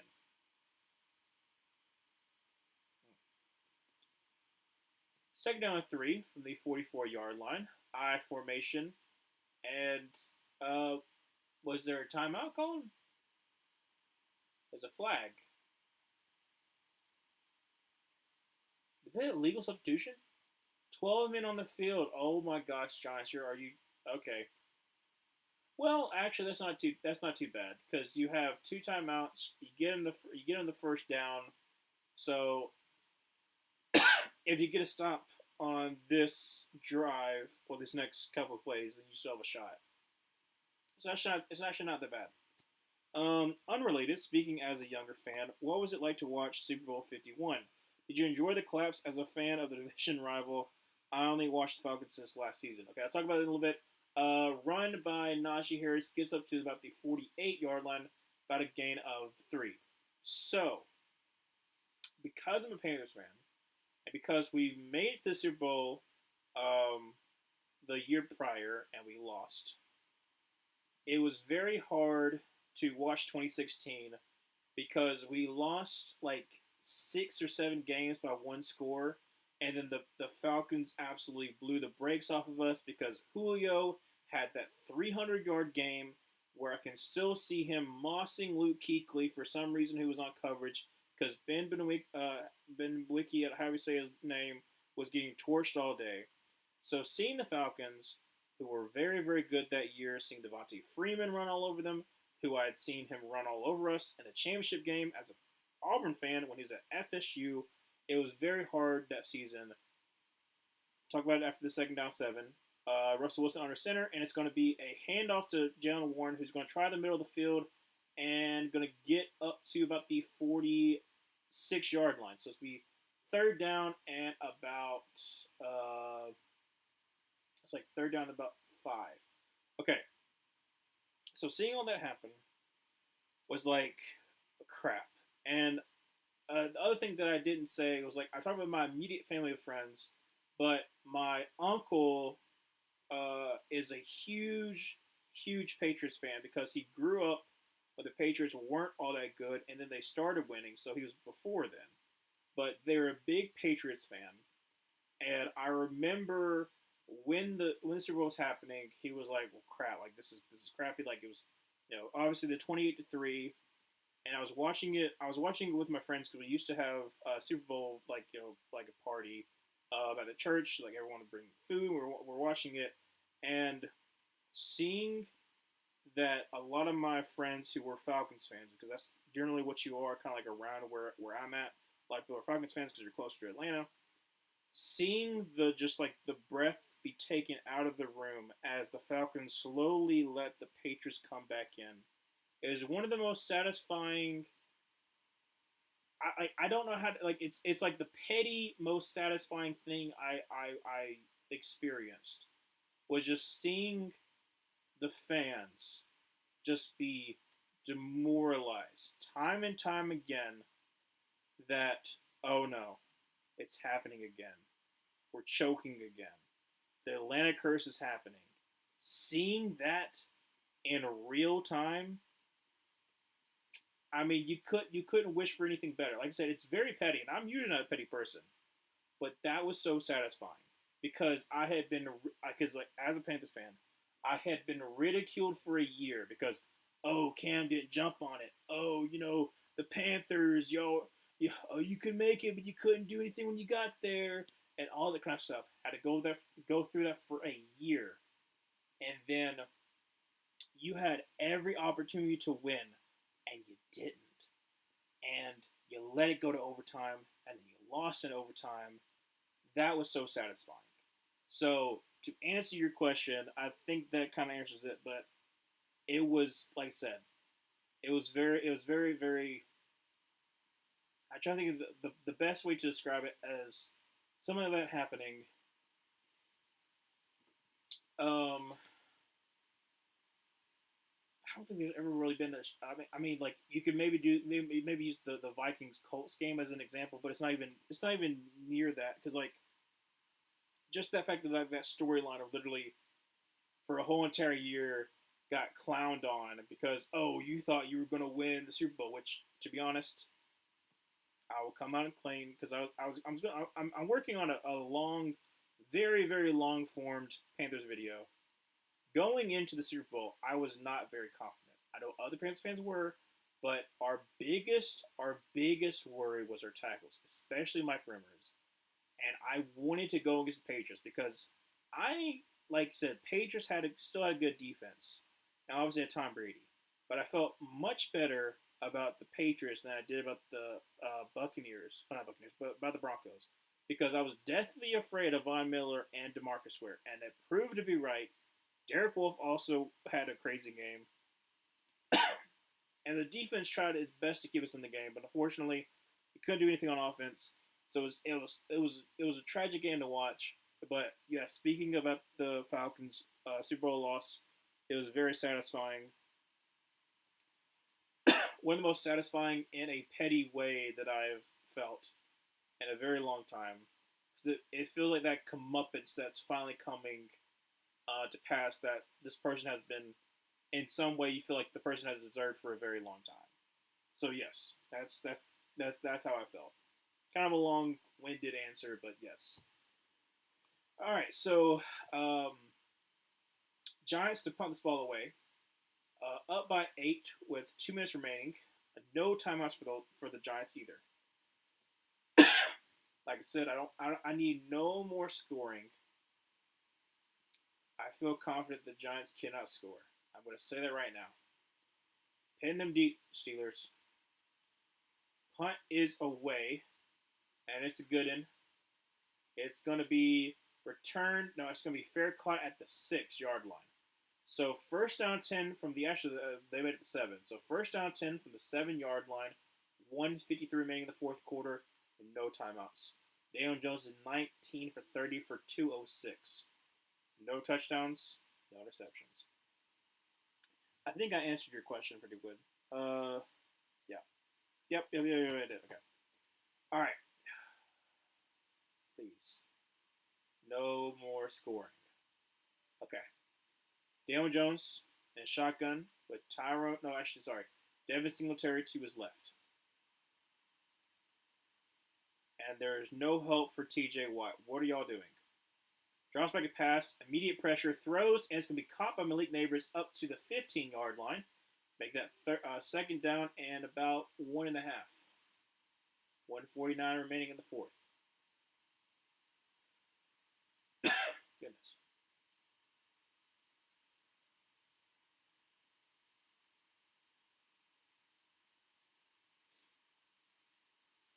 And is that a timeout?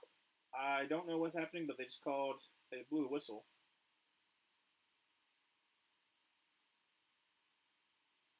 What happened?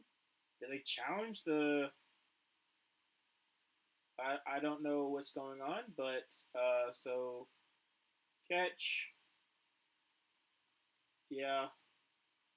What is the? Did the Steelers challenge that? Why would you challenge that? Making me feel like I was on the field watching the Super Bowl. I ain't thinking about that Super Bowl, but what I hate more is that we can't say anything about the Falcons being good without hearing 28-3. Yeah, and the fact that you almost like oh, it's just an official review because it's not a challenge. Okay, you almost helped out yourself by beating. I think it was like 27-3, but almost come back against the Rams. But unfortunately, you failed. Desmond Ritter. But yeah, like I said, I don't think you're ever going to have to live it. You're ever going to be able to live down until you win one. Like, um, okay, Oilers. Let's use the Houston Oilers. They had a large comeback, and they were never able to live it down. Bills come back and win. Biggest, especially in the playoffs. It used to be for a long time was the biggest comeback in all of NFL history. Um,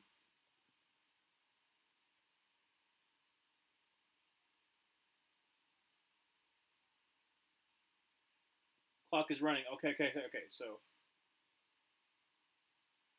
10-second runoffs because his knee was inbounds. Okay. So that's what the review was about. Okay, gotcha.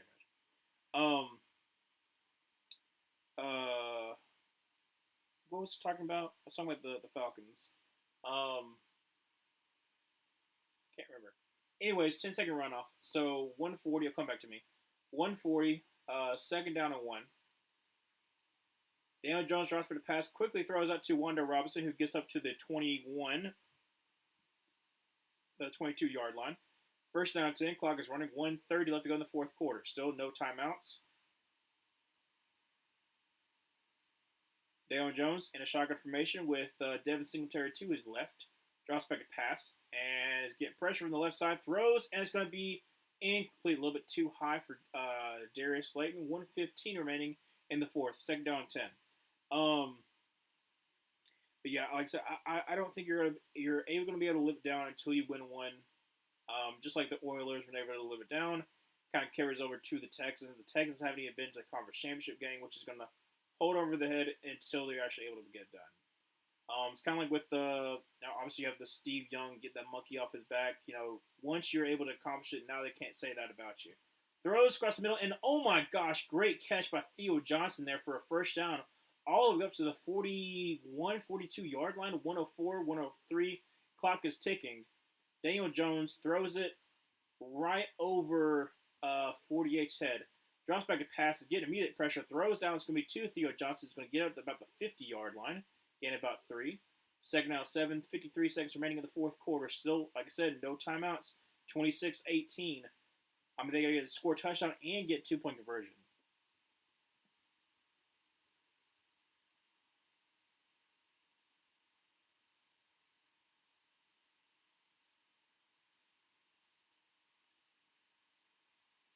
All right, second down 7 from the 50-yard line. Daniel Jones in the shotgun formation with Devin Singletary to his left. Drops back to pass. Is getting pressure from the right side. Throws, and it's going to be caught by Malik Nabers up to the 35-yard line. First down 10 for the Giants. 47 seconds remaining in the fourth quarter. Oh, my goodness. Steelers, what are you doing?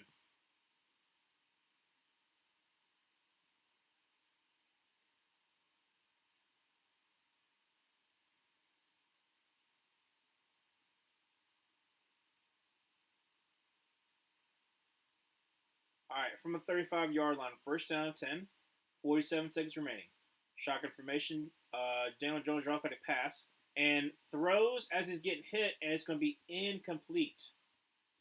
42 seconds remaining, second down 10.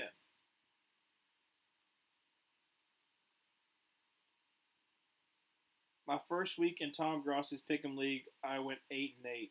Well, okay. Wait. Are you talking like week 1? Because week 1 makes sense. Week 1 is a crapshoot. You never know anything. Always someone gets upset. So, like, week 1, if you're anything above 10 wins, consider that a good week. So, if that's what you're talking about, but it's like first week in general, sometimes it's just like getting used to the pick'ems or a week-to-week basis. Second down 10, drops back to pass. Daniel Jones has got some time and is going to run out of time, but throws and it's picked off. Picked off by 31. Thank you, Bishop. And it is returned. It got up to the 31-yard line, and that will be the end of the game. Daniel Jones throws it way too high, is tipped up twice, and Bishop comes down with it with 34 seconds remaining. Steelers can just knee this one out. Oh, thank the Lord. I'm so glad I won that one. I was very, I was very concerned.